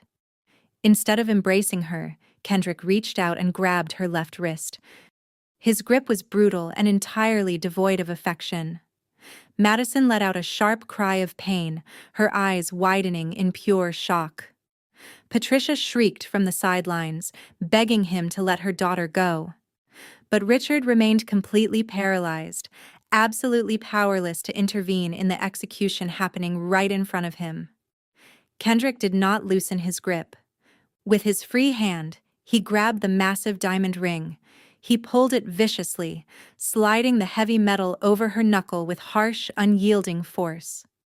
Madison whimpered as the ring scraped against her skin, but Kendrick showed absolutely no mercy. He ripped the engagement ring completely off her finger and held the sparkling jewelry up in the air, dangling it between his thumb and forefinger for the entire restaurant to see. The 50 guests at the main tables immediately raised their smartphones higher, making sure their camera lenses were perfectly focused on the glittering stone. "You loved showing this off to your elite country club friends," Kendrick snarled, his voice vibrating with pure, unfiltered malice. "You loved parading this rock around Chicago, acting like you had secured a billionaire tech founder. You thought this diamond proved you were superior to everyone else in this room. You thought it proved you were better than your sister." Kendrick let out a harsh, barking laugh that chilled the blood in my veins. "Let me tell you the absolute truth about this ring, Madison," he announced, projecting his voice loudly so every single investor and high society guest could hear the humiliating reality. "This ring is a complete fraud, just like you. I didn't buy this with liquid capital. I financed this rock on a 36-month installment plan with a predatory interest rate, just to shut you up. I went into massive personal debt to buy a prop that would fit the fake billionaire narrative you demanded. And now I find out I bought it for a woman who doesn't even have a real trust fund." Madison shook her head frantically. Tears poured down her face, ruining her meticulous makeup, leaving dark, ugly streaks across her cheeks. She held her bare hand against her chest, looking at Kendrick as though he had just driven a knife straight into her heart. "You are nothing but a pathetic, failed gold digger," Kendrick shouted, his voice echoing violently across the dining room. "You tried to mine a fortune that didn't exist, and you used me as your personal shovel. You have absolutely nothing to offer. Your European vacations, your designer clothes, your entire glamorous lifestyle, bought with your sister's stolen identity. You are a parasite wearing stolen goods, and I am cutting you off right now." With a sharp, violent flick of his wrist, Kendrick hurled the heavy diamond ring directly at Madison's face. The heavy metal struck her squarely on the cheekbone with a loud, sickening crack. Madison cried out in pain, her hands flying up to cover her face. The ring bounced off her skin and hit the polished hardwood floor, clattering loudly as it spun across the room, finally coming to rest near the pristine shoes of a horrified venture capitalist. "There is no wedding," Kendrick roared, delivering the final, definitive death blow to their relationship. "The engagement is entirely cancelled. We are completely done. Do not call me. Do not text me.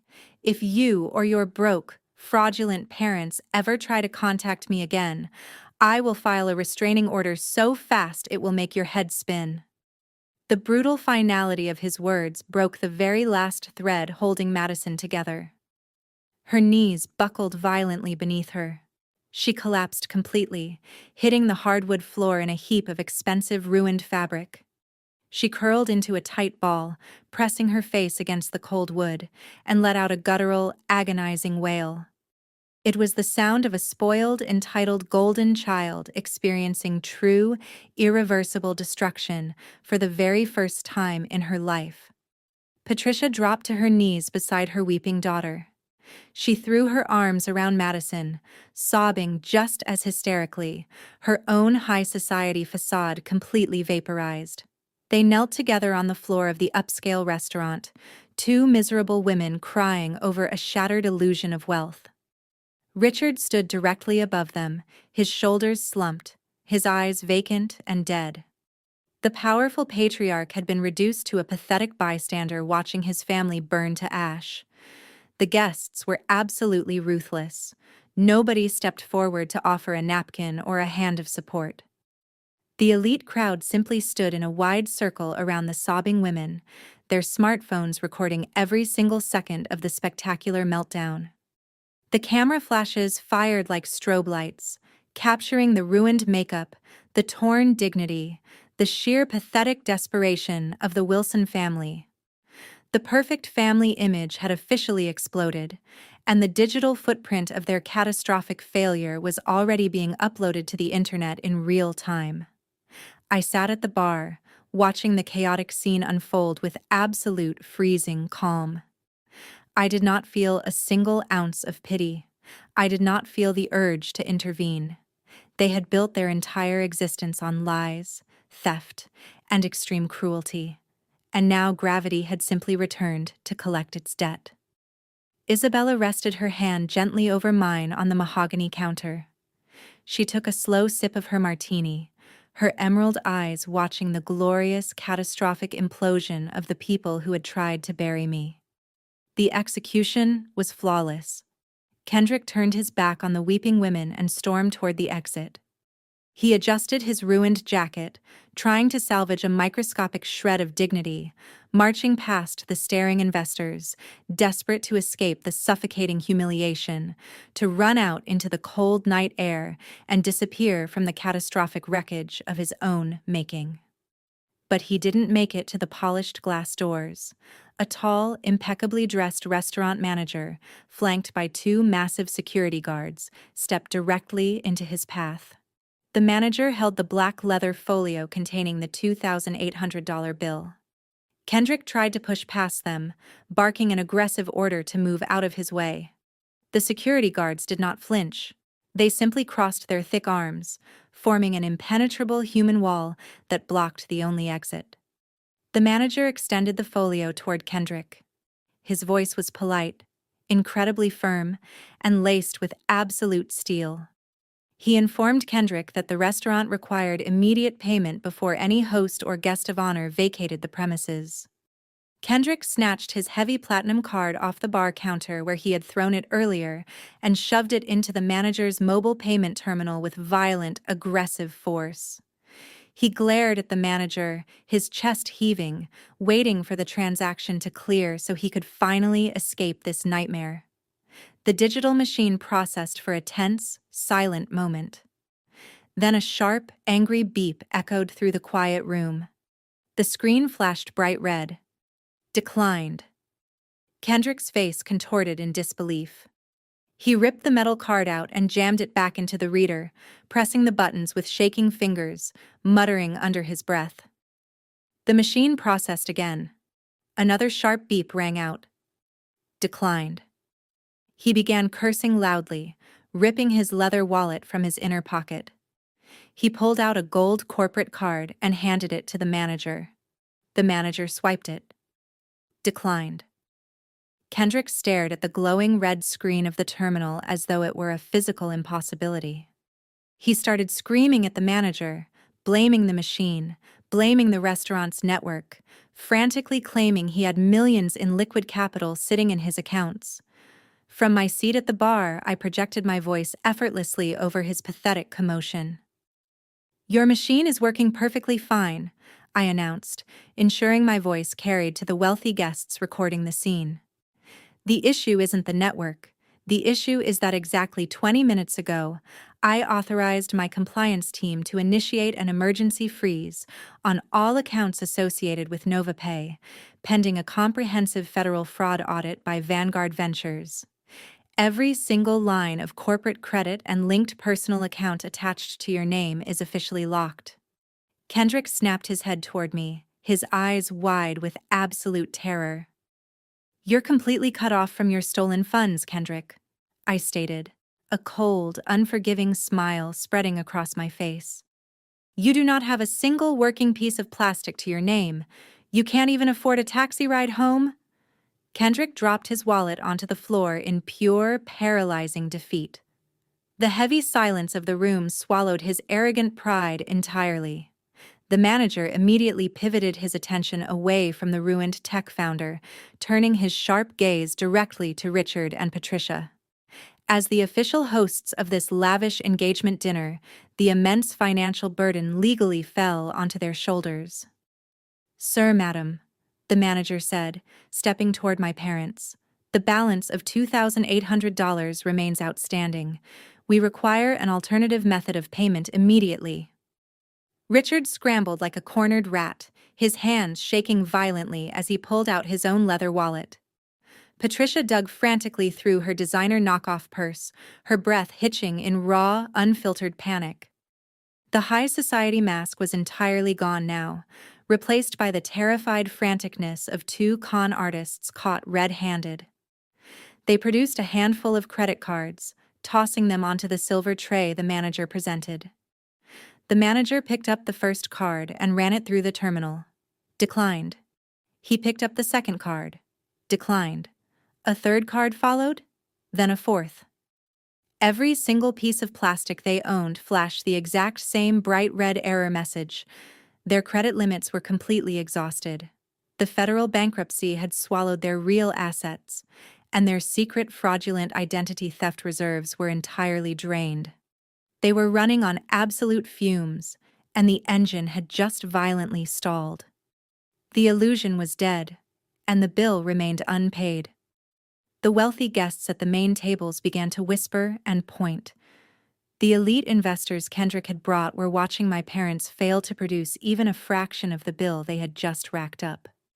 Panic mutated into aggressive, defensive entitlement. Richard puffed out his chest, stepping dangerously into the manager's personal space. He started screaming about customer service and blatant disrespect, demanding to know how dare they embarrass a family of such high standing. Patricia joined in, her voice shrill and hysterical, threatening to ruin the restaurant's reputation.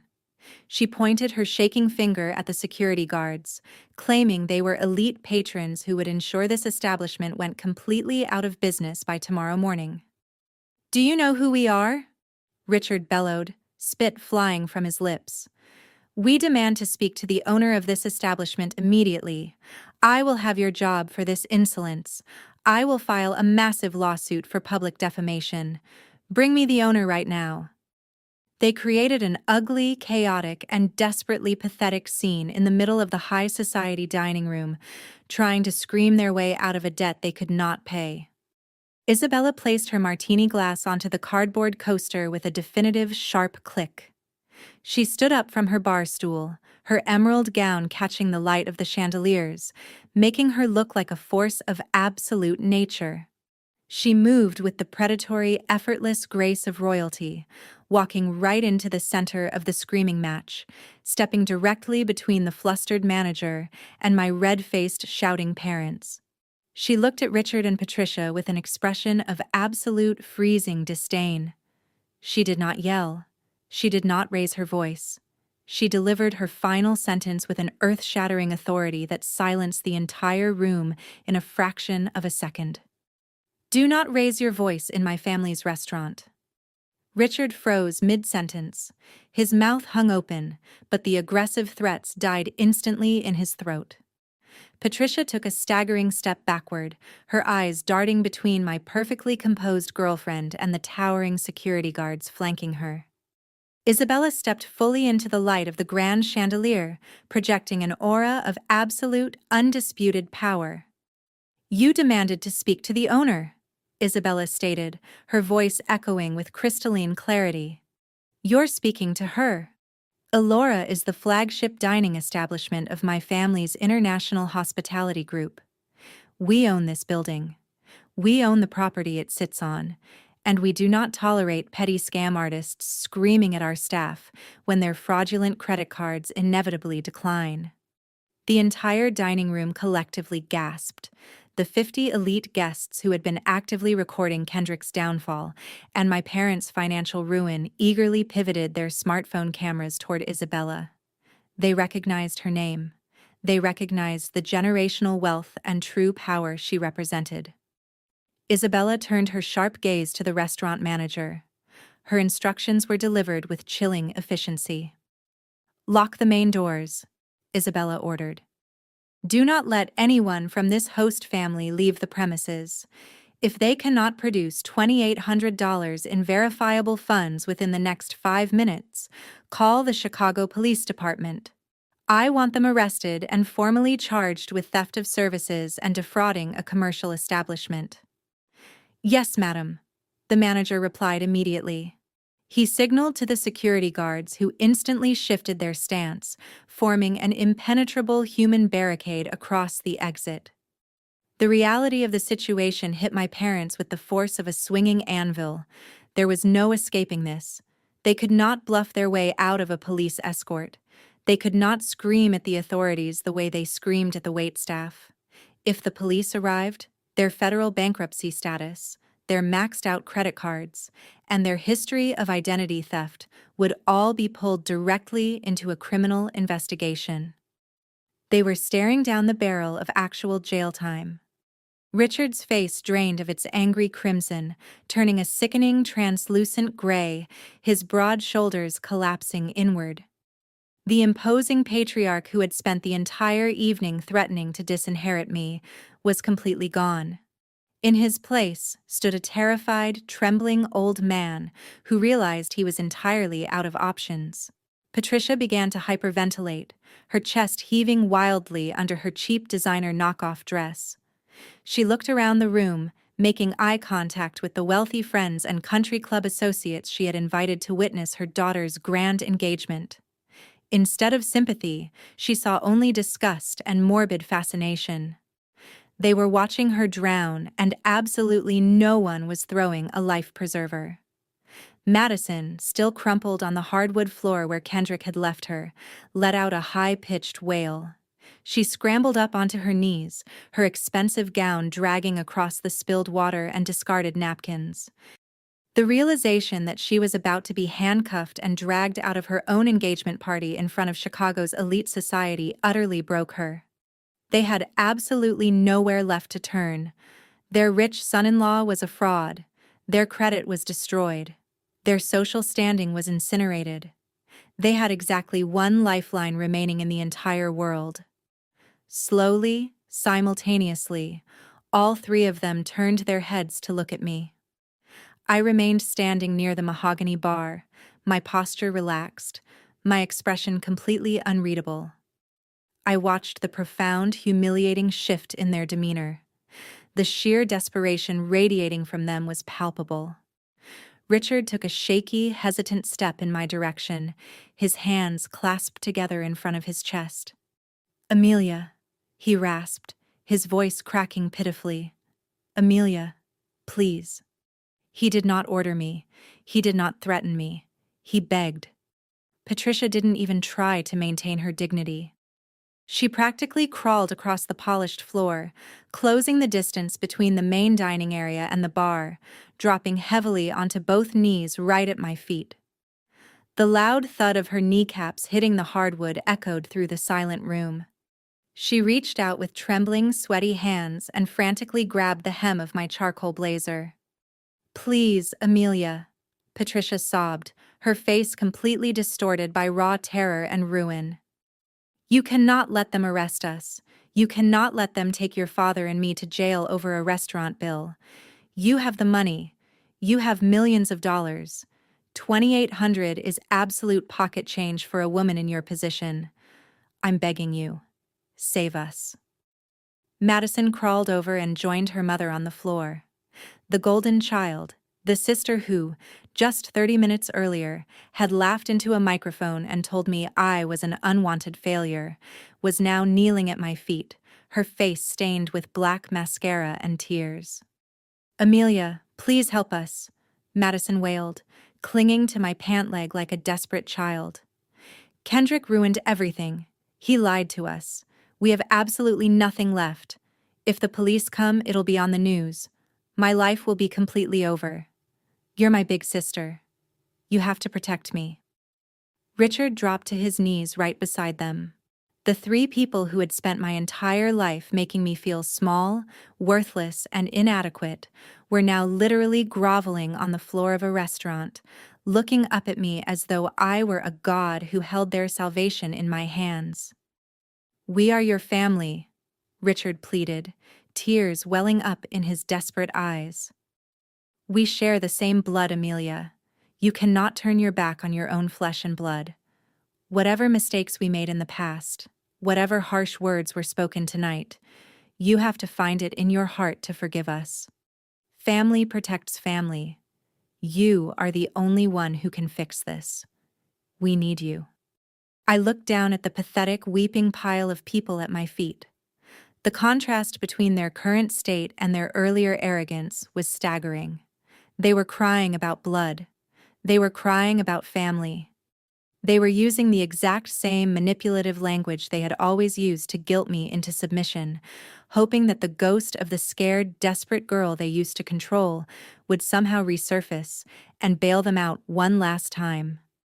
I did not pull away from their grasping hands immediately.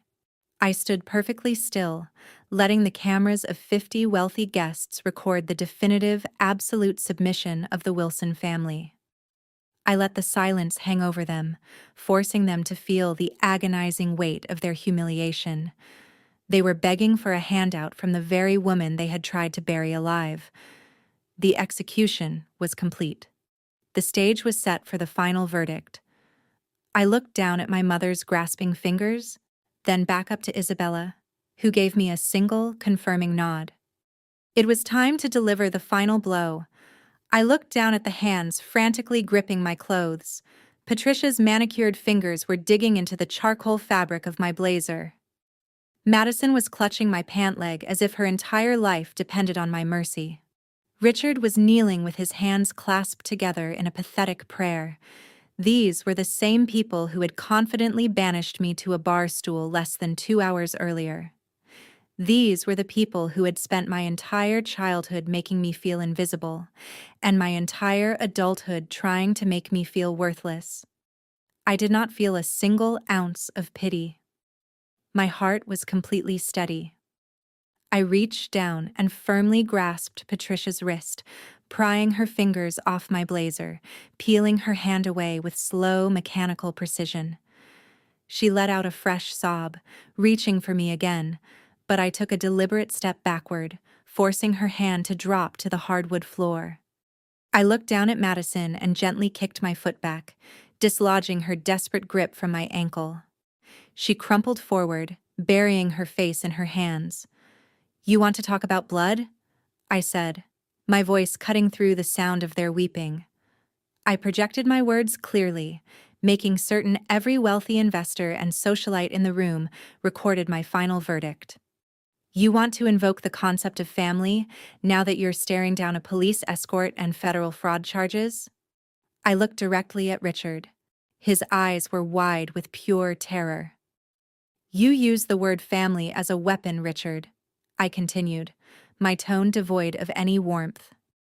You use it as a leash to control people. When you needed to fund Madison's luxury vacations, family meant stealing my identity and ruining my credit.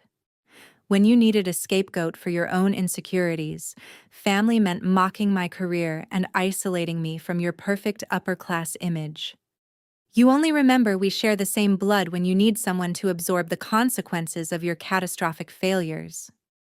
Patricia looked up at me, her face a ruined mess of expensive cosmetics and genuine panic. "Amelia, please," she begged, her voice a high-pitched, grating whine. "We made mistakes.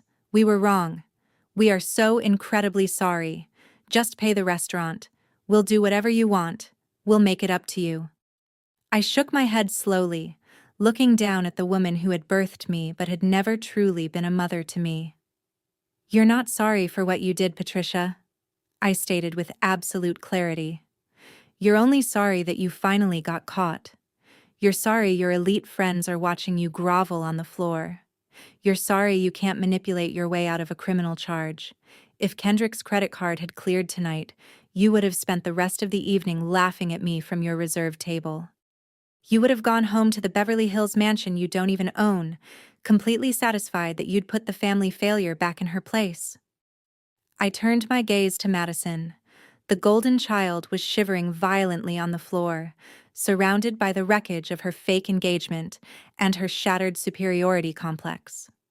She had spent her entire life stepping on my shoulders to elevate herself, and now there was absolutely nothing beneath her feet. I took a deep breath, letting the cool, conditioned air of the restaurant fill my lungs. The moment of absolute closure had arrived. I looked at the three of them kneeling at my feet, and I delivered the final, unyielding truth they needed to hear. DNA does not make a family, I announced, my voice calm, powerful, and utterly final. Sharing genetics doesn't entitle you to my loyalty, my money, or my mercy. Respect creates a family. Trust creates a family. When I was at the absolute bottom, suffocating under the weight of the debt you stole in my name, you trampled me without a single second of hesitation. You laughed while I bled.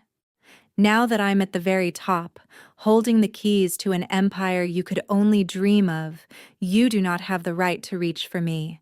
You have absolutely no place in my world. I did not wait for their response. I did not care to hear another fabricated apology or another desperate plea for financial salvation. I turned my back on them completely. Isabella stepped forward. She did not look at my parents or my sister. She simply held out her arm. I linked my arm through hers, matching her flawless, elegant posture. We turned our backs on the weeping, ruined imposters on the floor and began to walk toward the exit. The crowd of 50 elite guests parted for us like the Red Sea. Venture capitalists, tech founders, and high society socialites silently stepped aside, lowering their phones to let us pass. They looked at me with a mixture of profound awe and absolute respect. I was no longer the uninvited sister relegated to the shadows. I was the undisputed force of nature who had just executed a flawless corporate and personal takeover. The restaurant manager gave a swift, respectful bow of his head as Isabella and I approached the front entrance. The two massive security guards stepped back, holding the heavy glass doors wide open for us. As we crossed the threshold, the frantic, chaotic sounds of the dining room began to fade. I could still hear Madison screaming my name. I could hear Patricia sobbing uncontrollably, begging the security guards not to call the authorities. But those sounds were rapidly being drowned out by a new, distinct noise cutting through the city streets. In the distance, the sharp, rising wail of Chicago police sirens pierced the night air. The flashing red and blue lights were already reflecting off the tall glass buildings, speeding directly toward the restaurant to collect three desperate con artists who could not pay their tab. The heavy glass doors of Allura swung shut behind us with a solid, definitive click. The screaming was instantly cut off. The panic, the manipulation, and the toxic history were permanently sealed inside that building. I stepped out onto the sidewalk. The crisp, cool night air hit my face, clean and incredibly refreshing. The city lights glittered around us, illuminating a world of endless, unburdened possibilities. I looked at Isabella, who squeezed my arm and flashed a brilliant, victorious smile. I smiled back, a genuine expression of pure, unadulterated joy. I had walked into that restaurant as a ghost from their past, and I was walking out as the absolute master of my own future. I left the wreckage behind me, stepping forward into the beautiful, quiet night, completely untouchable and entirely free. The most powerful lesson we can take away from this story is that shared DNA does not automatically earn someone a permanent place in your life. Society constantly conditions us to believe we must forgive, accommodate, and endure toxic behavior simply because it comes from our parents or siblings. But true family is built on a foundation of mutual respect, support, and unconditional love. Never manipulation and financial exploitation. When people use you as a stepping stone to elevate their own fragile egos, their judgment of your worth is completely invalid. Amelia was treated like a failure not because she actually lacked potential, but because her family desperately needed a scapegoat to hide their own catastrophic shortcomings. Toxic people will always try to keep you trapped in a narrative that makes them look superior. The ultimate victory against this kind of abuse does not come from screaming matches or begging for validation that people are fundamentally incapable of giving. Real power comes from walking away and building your own unbreakable empire. It comes from achieving absolute emotional and financial independence. You do not need to actively seek revenge against those who betrayed you. As we saw tonight, when you simply stop saving toxic people from their own destructive choices, their elaborate web of lies will eventually collapse and crush them under its own weight. You owe nothing to the people who smiled while you suffered. Your only obligation is to your own peace, your own boundaries, and the beautiful future you build with the people who actually value your presence. If you've ever had to walk away from toxic relatives to protect your own peace, hit that like